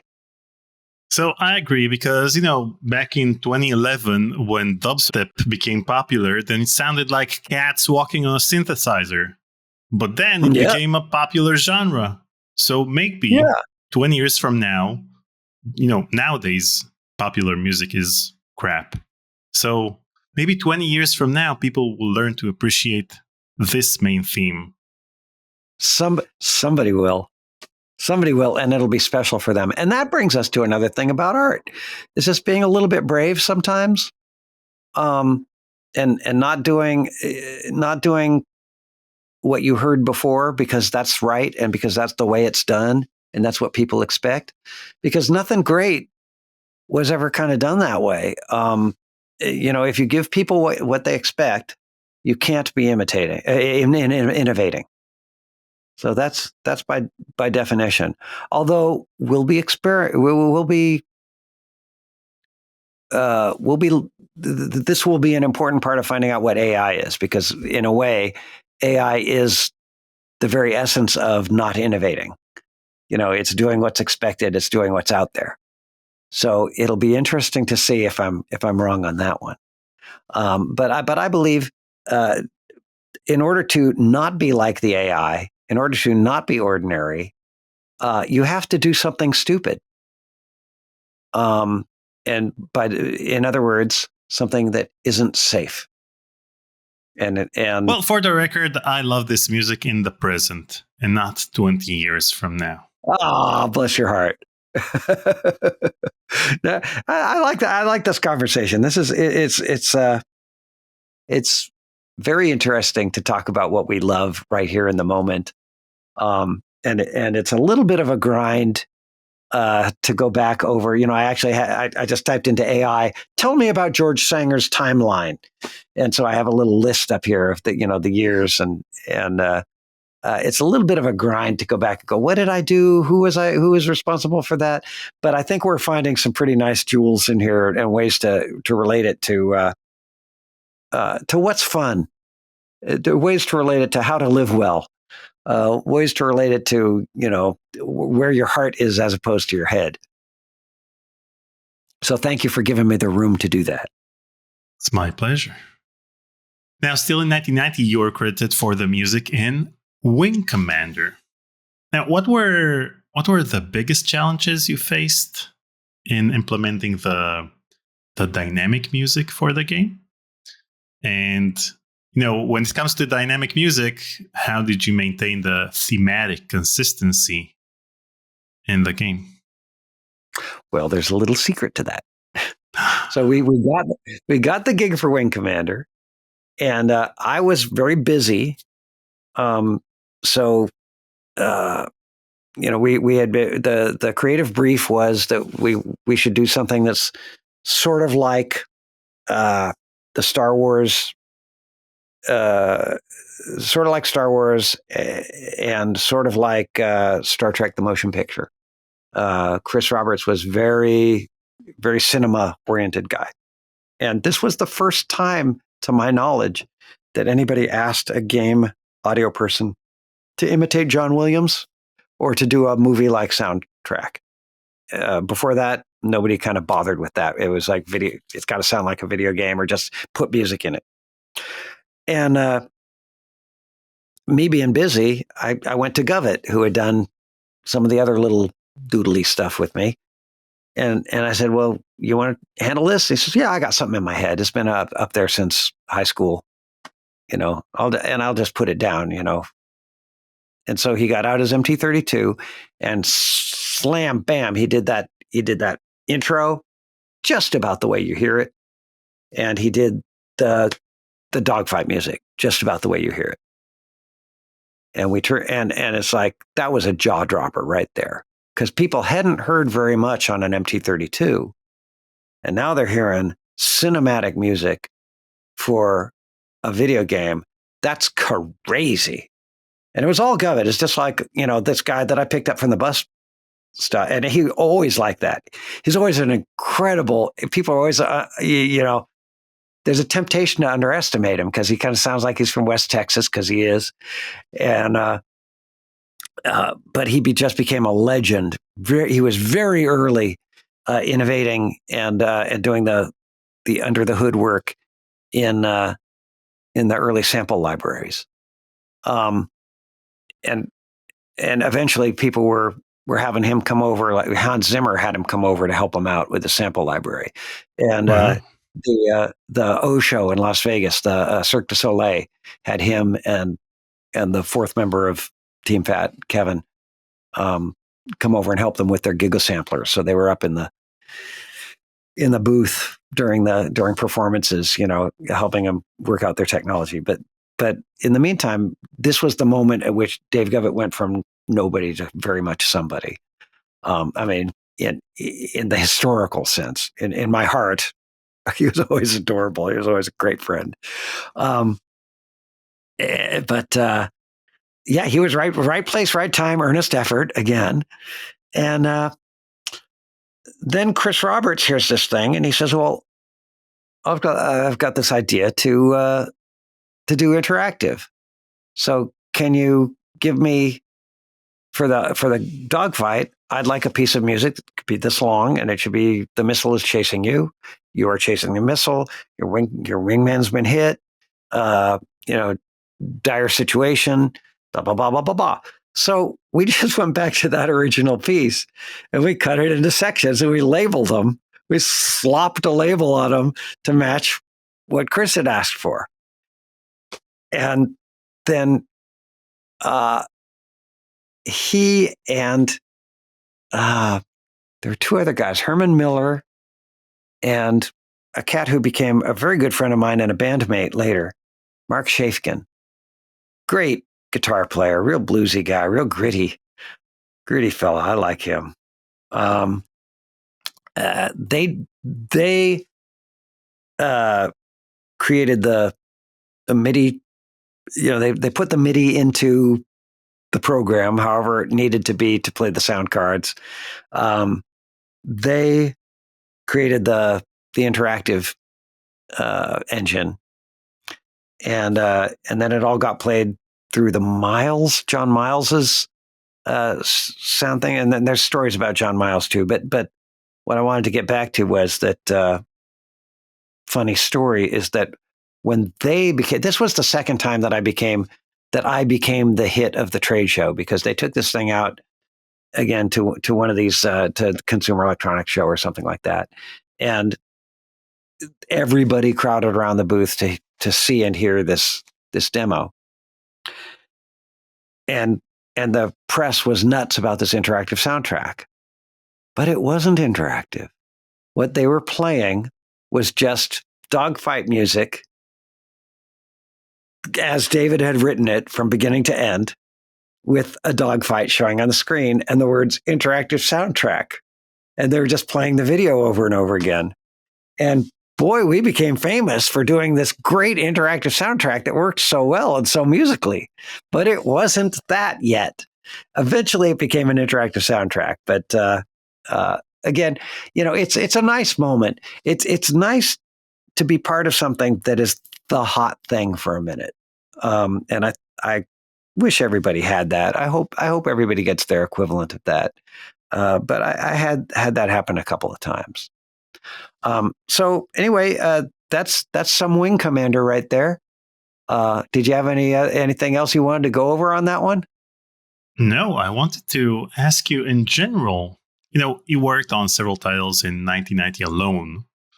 And there are many years afterwards in which you worked on tens of games in 1 year, each with its own unique sound.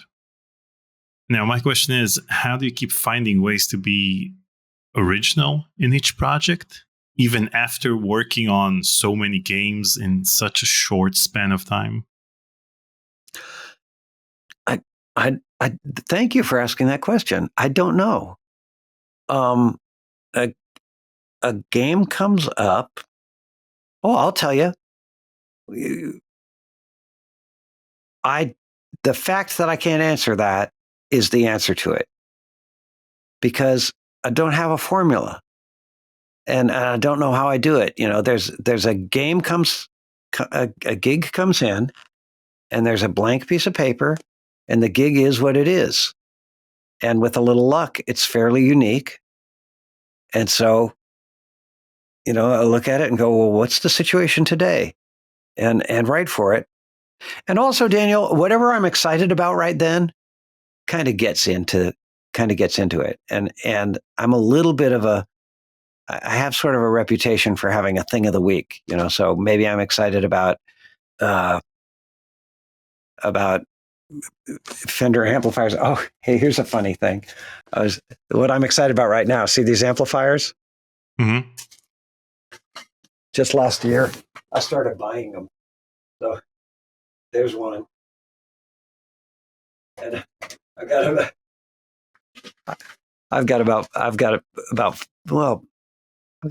had 5 of them yesterday, but I gave one of them away yesterday, so now I have 4. But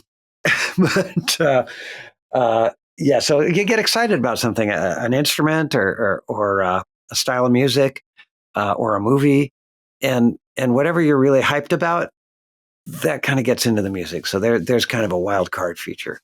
So thank you for bringing that up. I'm glad. When you listen to the soundtrack for The Adventures of Red Gravity, you don't say that it's from the same composer as the one who did Loom.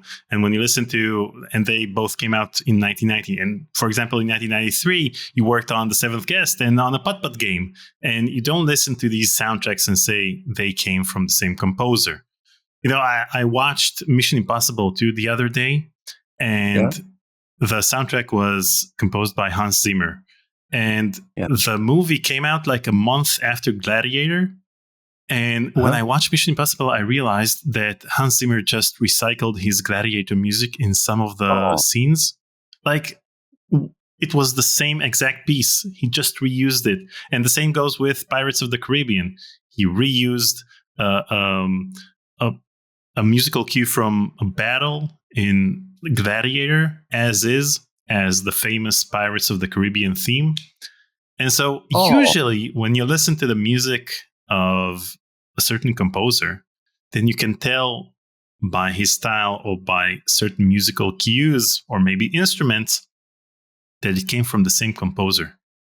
But when it comes to your music, I can't really pinpoint what the George the Fat Man Singer style is. It's like, it's the music for the game. And that's it. That's very nice. That's nice. I'm not sure if that's an asset or a liability. Sometimes it just is what it is. But because sometimes I thought, there have been opportunities where people have said, well, what's your strong point? And I haven't been able to say. I mean, that's one of the reasons. I guess so, or earnestness. I put out there. I try to do a good job. Lately, I've kind of fallen back to an easy answer, which is because the field is so crowded, and because Team Fat used to do surf music live. Did you know about that? We used to. We did. Because of Bob. So these days I say, well, surf music and surf orchestral. So I just, the most recent game thing that I did that wasn't for a slot machine was for my friend Mason Lieberman. Called me in to do, I don't even know what it's for, but it's a cute little video, and it was just a surf number. So there's that consistency. So I've had to kind of call in artificial answers to what is consistent about my music. Oh, and then there's also the thing that we started talking about before, the swinging bass line from Capture the Flag is kind of goes through. You can hear a bunch of it in Seventh Guest. There's a band in Denmark that's just now putting out they did a Kickstarter for a 4-record set of the music from Seventh Guest, done in an industrial metal style, and it's just fantastic. And one of the tunes in there is called Jazzy Medley, and it's got. You're talking about Air 47, right? Yes. Did you hear it? Did you get to listen to it yet? Mm-hmm. Yeah. What do you think? It's it's Space Quest Historian's band. Oh, yes, you know him. Yeah.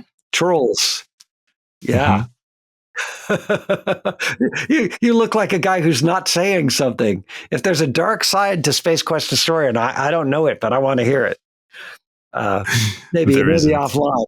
I think he's adorable. What a great guy, and I just love that collection. So I'm it's going to come to streaming on Halloween. Okay. So anyway, why did we go to that? Because we're looking for a consistent thread. So he's got a tune in there, Jazzy Medley, which has the walking bass lines in it. Thank you for asking about that. I don't know how to be consistent. In fact, that's one of the reasons that I came up with the Fat Man character. It's because I have a very plastic mind that kind of, if somebody else is ordering something from the menu, I like to order that. I'll have what they're having. If somebody's in a certain mood, a lot of times I'll go along with their mood. If if someone has a good idea, I go along with the good idea. Well, until I don't, I don't know what I'm really like.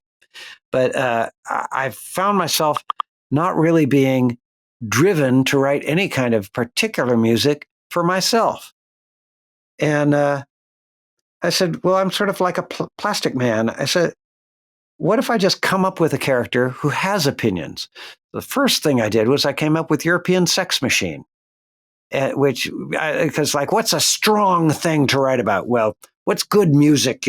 People like minimalist modern music, and they like sex, and they like so I just kind of came up with this concept, and that's who wrote Mr. Death, which got into the Seventh Guest. So I assumed that personality to write songs for our little songwriting group. We had a little bunch of friends, and we were doing Songwriters Club, and we'd bring songs every couple of weeks. And Mr. Death was one of my songs from European Sex Machine. And then I later came up with the Fat Man for the same reason. I just wanted a character who would have opinions and something you could kind of latch onto, and who would speak up for himself. So I'm that was supposed to add some consistency, but it didn't add much consistency to the music. It only added this kind of idea that what we do is Western music, because he wore cowboy suits. And then it gave sort of an idea that all we did was surf music, kind of. So answer, I don't know. That's my answer. I don't know why it's not the same, but thank you. I'm glad it's not. So at the Computer Game Developers Conference in March 1991, you were honored with the Best Audio Award. And in the June 1991 issue of Computer Gaming World, your achievement was mentioned. Now, the funny thing about this article is that I stumbled upon it while researching for my interview with Loom producer Greg Hammond, whom I interviewed a couple of weeks ago. And he was awarded the Best Producer at the same conference. So here is Best Producer at the bottom. And here you are, Best Audio, Wing Commander, George Alec Sanger. For some reason, they called you Alec. And that's the only, when you look for George Alec Sanger on Google, that's the only reference online of that name, this article. Oh, that's the best. I've never seen this. And I always did think, well, that was the first, I got the first Computer Game Developer Awards. for best audio. That's great. That was actually, when they said best audio, they actually didn't mention me. It kind of went to the producers, and I don't know how much they were thinking about the music. I mean, I guess they were, but I sort of pushed and shoved my way up onto the stage. It's like I felt like I wasn't invited, but I kind of ran up there and I said, well, I want to, I grabbed it out of Chris's hands, sort of, and said, I'd like to dedicate this to Dave Govett, who's, it really goes to him, and he's waiting to see if he's going to be deployed, because it was the first Gulf War, and he was military reserves, and then we didn't get a copy of the award. It went to the company, so I made up my own certificates and took it to Chris Roberts and took it to Richard Garriott and had them sign it so that I would have some kind of an award that I could frame and show people for me and Govett. So it was really kind of a fun, very fat man moment of being a little blustery and getting the credit, getting the publicity and credit thing going. But the award names you, George Alex Sanger, as the recipient of that award. It shouldn't go to the producers. It should go to you, Alec. It should go to me. Thank you. Thank you, Bob. I agree. Okay, since we're short on time, let's skip to 1993. In 1993, you were credited for music composition and production on The Seventh Guest. First, let's start with some of your influences for the soundtrack. Now, I don't know if you know, you probably do, but in The Twilight Zone, there's an episode called The Fever, about a man who believes a slot machine is calling his name and catches gambling fever. Let's watch a clip from that episode, and I suggest that you listen carefully to that soundtrack.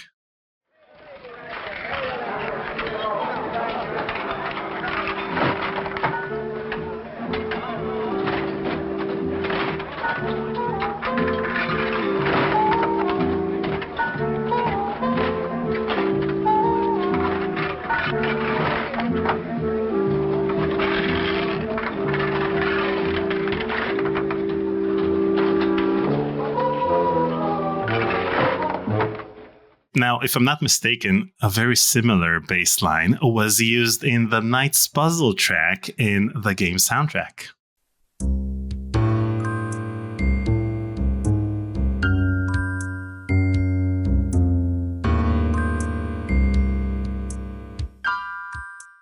Copyright infringement? Who knows? Totally busted. Come and get me. I admit it. Absolutely. Hey, there wasn't any YouTube yet. Nobody remembered that tune. That was absolutely the inspiration for it. It's a little more different because I have my pitch bend. That version that you heard, the pitch bend had not been set to 12. So it should be ba boom, boo boo. There's more bend to what I wrote.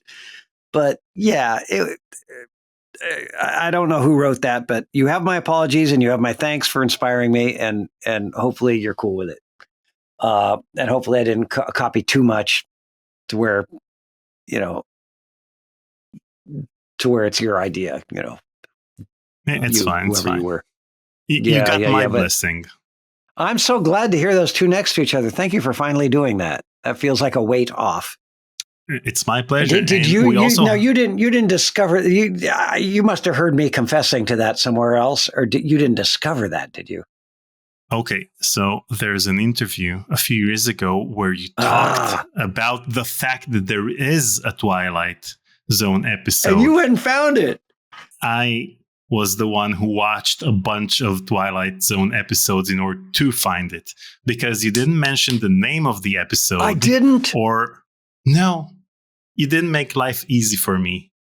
So I had to go and find it myself. Took a couple of hours of watching Twilight Zone episodes. Luckily, they were colorized, so it wasn't, too retro. Oh, we don't like retro here? Okay, fine. We love retro here. All right. And That's great. we also have the track All the Guests, which has a very Danny Elfman-esque feel to it, which is this one.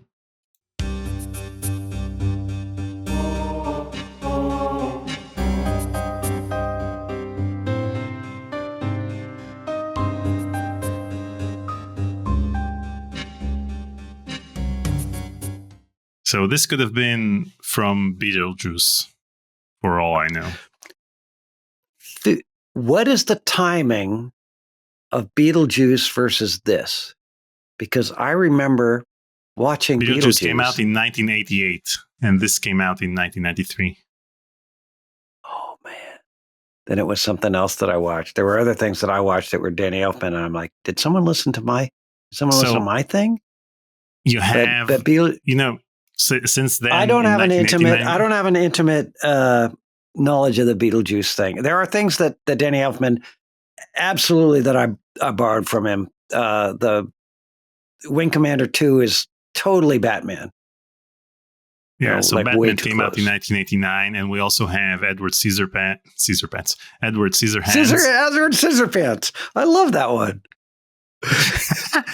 Edward Scissorpants is a much better movie.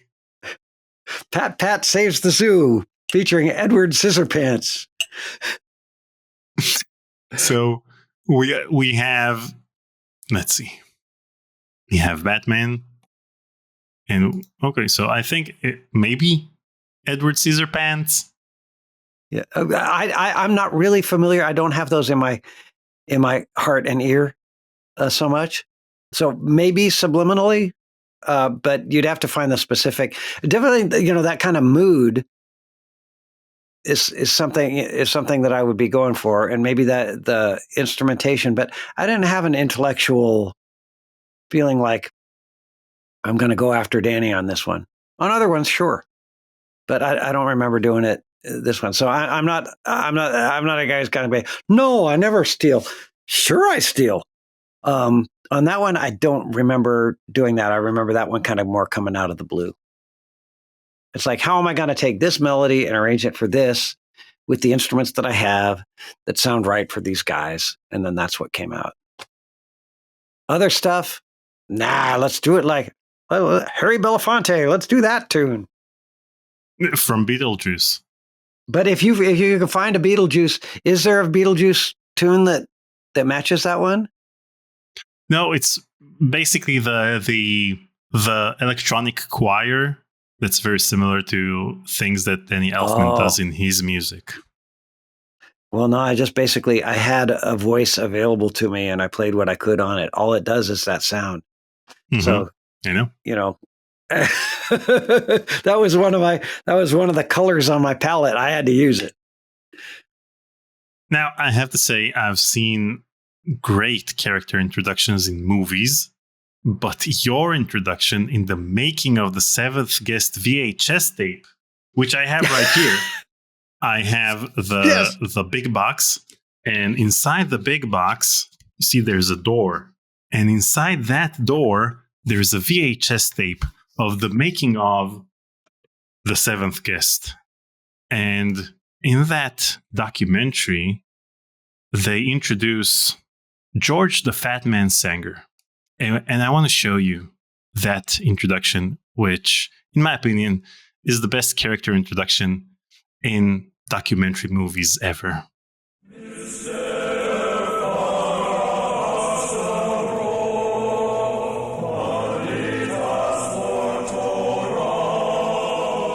When we first got in touch with the Fat Man, we didn't know who the heck he was. And we didn't know that he was larger than life, or that he was such a, musical genius. We didn't know he'd have such a big impact on the project. We thought he'd do the music. He didn't even know who he was. He didn't even know who he was. We unleashed his greatest potential. Here, my head is full of music.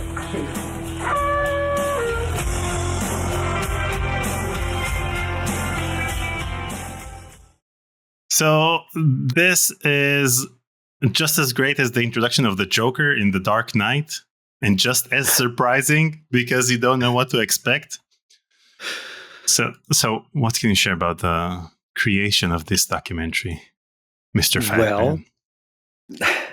let me tell you, we were, you've been involved in creating games, Daniel, and you know that sometimes you get an idea, oh, we're going to do this, we're going to do that. Well, one of the things we were going to do, according to the developers, we're going to have a portrait gallery in the game, and everyone was supposed to send in a picture of themselves to hang in the portrait gallery in the game. And as you may or may not have noticed, I put on my cowboy suit and went down to Back in a Flash, which was, the photo store at the mall, had them take my picture and we sent the picture in a FedEx, because that's how you do. And I was the only person who sent one in. So I'm the only portrait of a person in the portrait gallery. Also, we're going to send out a film crew to film Team Fat for this making of documentary. And they were going to, and they were going to, and they were going to, and they didn't, and they didn't, and they didn't. And Dave Govett, among his other many interests, was an amateur filmmaker. And so he went and rented a high-8 camera, and we just started filming junk. And we did that session of walking down Capitol Congress, walking down Congress toward the Capitol in that great suit. There's a story about that suit at fatman.com and the blog. We just had a whole great time. I mean, Team Fat, in case you didn't get it by now, they're sort of the dream of being like the Monkees or the Beatles, but not the real Beatles, like being the Beatles in Help or Hard Day's Night, or the cartoon show, better yet. And nobody even got to do that. The real Monkees didn't get to do that. The real Beatles didn't get to do that, but Team Fat got to do that. We were just like 4 goofy guys with, 2 women helping us out on the administrative and marketing ends. And we had a big old tree fort office, and we just had fun, and mom and dad aren't coming home anytime soon, and the place is a mess, and we did goofy things. It's like playing music at night and surfing in the day. We didn't exactly do that, but we did those fun things, and making those videos was one of them. Now, in this game, you were actively trying to blur the lines between game music and cinematic music. Did this happen naturally, or was this part of the project scope when you started working on it? I think we touched on something earlier, which is that my music can sound different from one thing to another. And I don't think I was really capable of doing something normal. And also, normal hadn't been defined for game music in my mind. So I was being encouraged to do something Danny Elfman-like. So you caught on that. And also the story is that I guess I came back with that opening tune, and I said, I'm going to do like this, and if you want something that sounds like Danny Elfman, you can hire Danny Elfman. So I had some little arrogance. I had a thing going on. But I think what happened was I sat down at that. I had just started using a sound canvas, which was my answer to not having to arrange differently for MT32 and Sound Blaster and PC Speaker, which I had to do on some games. So I'm going to write for General MIDI. That's the first General MIDI soundtrack. So I've got these sounds on sound canvas. I bring up the piano sound, and I just put my hand down. Boom, boom, boom, boom, boom. And it started sounding like, oh, I know. It's that thing from that old Twilight Zone thing that I saw when I was a kid. Because, you can't get a tape of that. You had to be remembering it. So something like, okay. And just where my little paws landed on the keys, that was it. So I don't think that the attitude was blurring lines. And the next day I'd come in and I'd be like, every band has to have their Bo Diddley song. I'll do my Bo Diddley song. So Bo Diddley goes dunk, dunk, dunk, dunk, dunk. So I've got boom, boom, boom, boom, boom, but the Ghost of Bo tune. So I thank you for seeing it as deliberately blurring the lines, but I was mostly just blurry. Fair enough.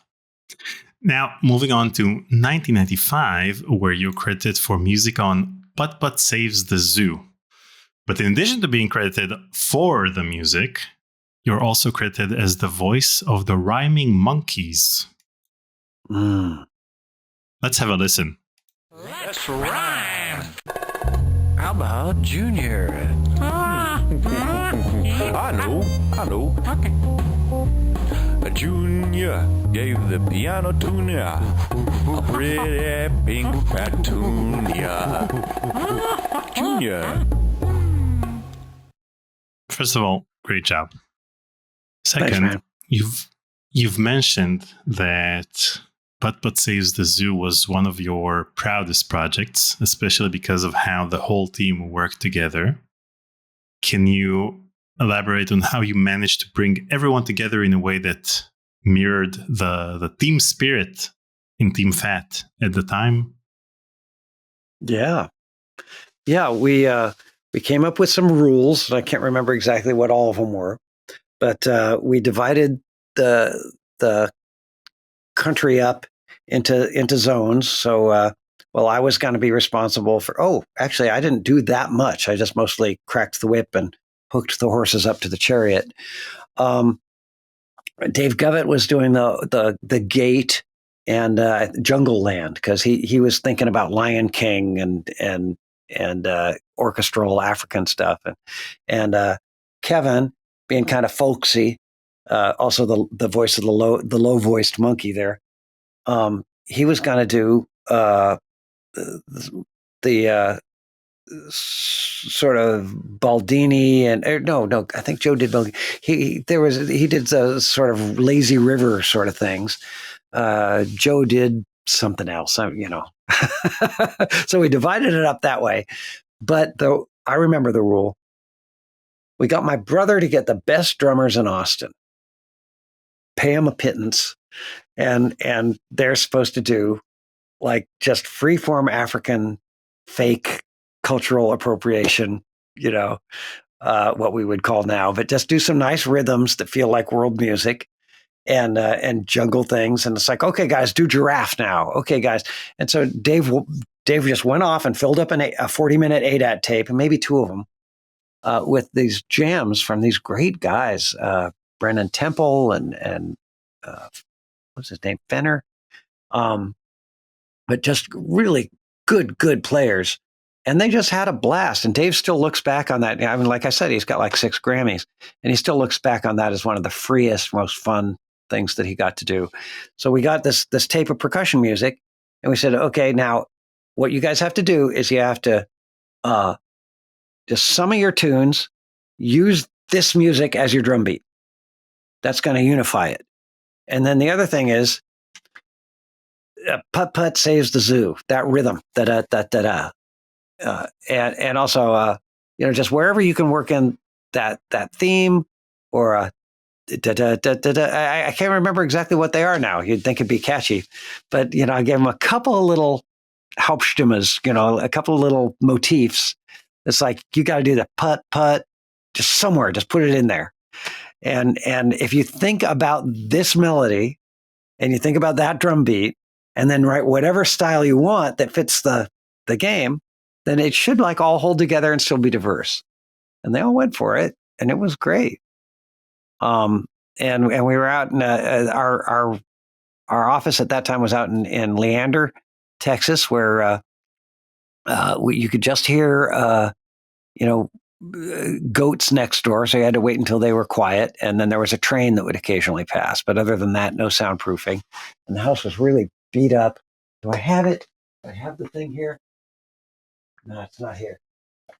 I have a piece of the house still that kind of broke off. It was an old beat place. We just sit on the porch and smoke cigarettes and try to be as lazy acting as we could. And then, we'd have tons of work to do, but we'd like try to out relax everybody and try to be like Western, like West Texas lady. Hey, I bet you $5 that dog's going to pee on that tree. $5? No way. So, and then someone had finally, we'd stay out as long as we could. So I don't know about you guys, but I got to work.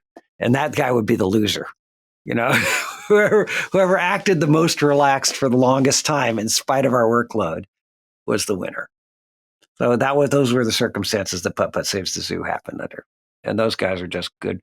And one of the things Joe would say, I was always convincing him that that there was a future of game music and that it was meaningful. And so we'd go walking out along the railroad tracks and have these talks where I'd say, man, no, this is like, people are going to care about this music. You got to give it your best. This is like you're writing your album. This is like you're doing your concert.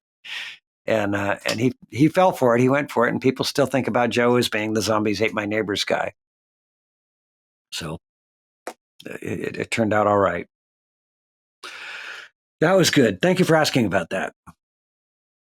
Still in 1995, in August 1995, you wrote what you called the Manifesto, where you laid out a philosophy for game music that was expressive and free from constraints of both fashion and machinery.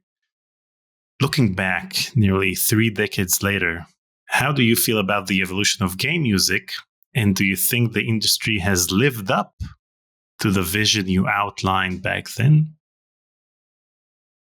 I think the industry is what it is. And I think my work and my friends' work is what it is. And,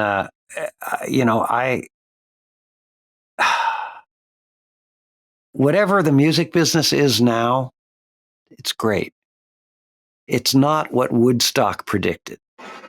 But Woodstock is still legit and right on and has its influence. And it's good that it was there and it changed things. And what's happening now is it's good that it's there and it's going to change things too. So I feel like for our moment, I feel very happy that we planted a flag and we said, this is how it's going to be for us and for anybody and anybody who reads this and follows it and it resonates with, then good. And there are people who read that and who say this is something, this has some influence somewhere. So we don't grab history, by the shoulders and move it from one place to another. We just do our thing and the energy ripples out and the energy knows where to go. So we put it's here. I'm in California, like I said, in my tie-dye shirt. We can talk about energy here.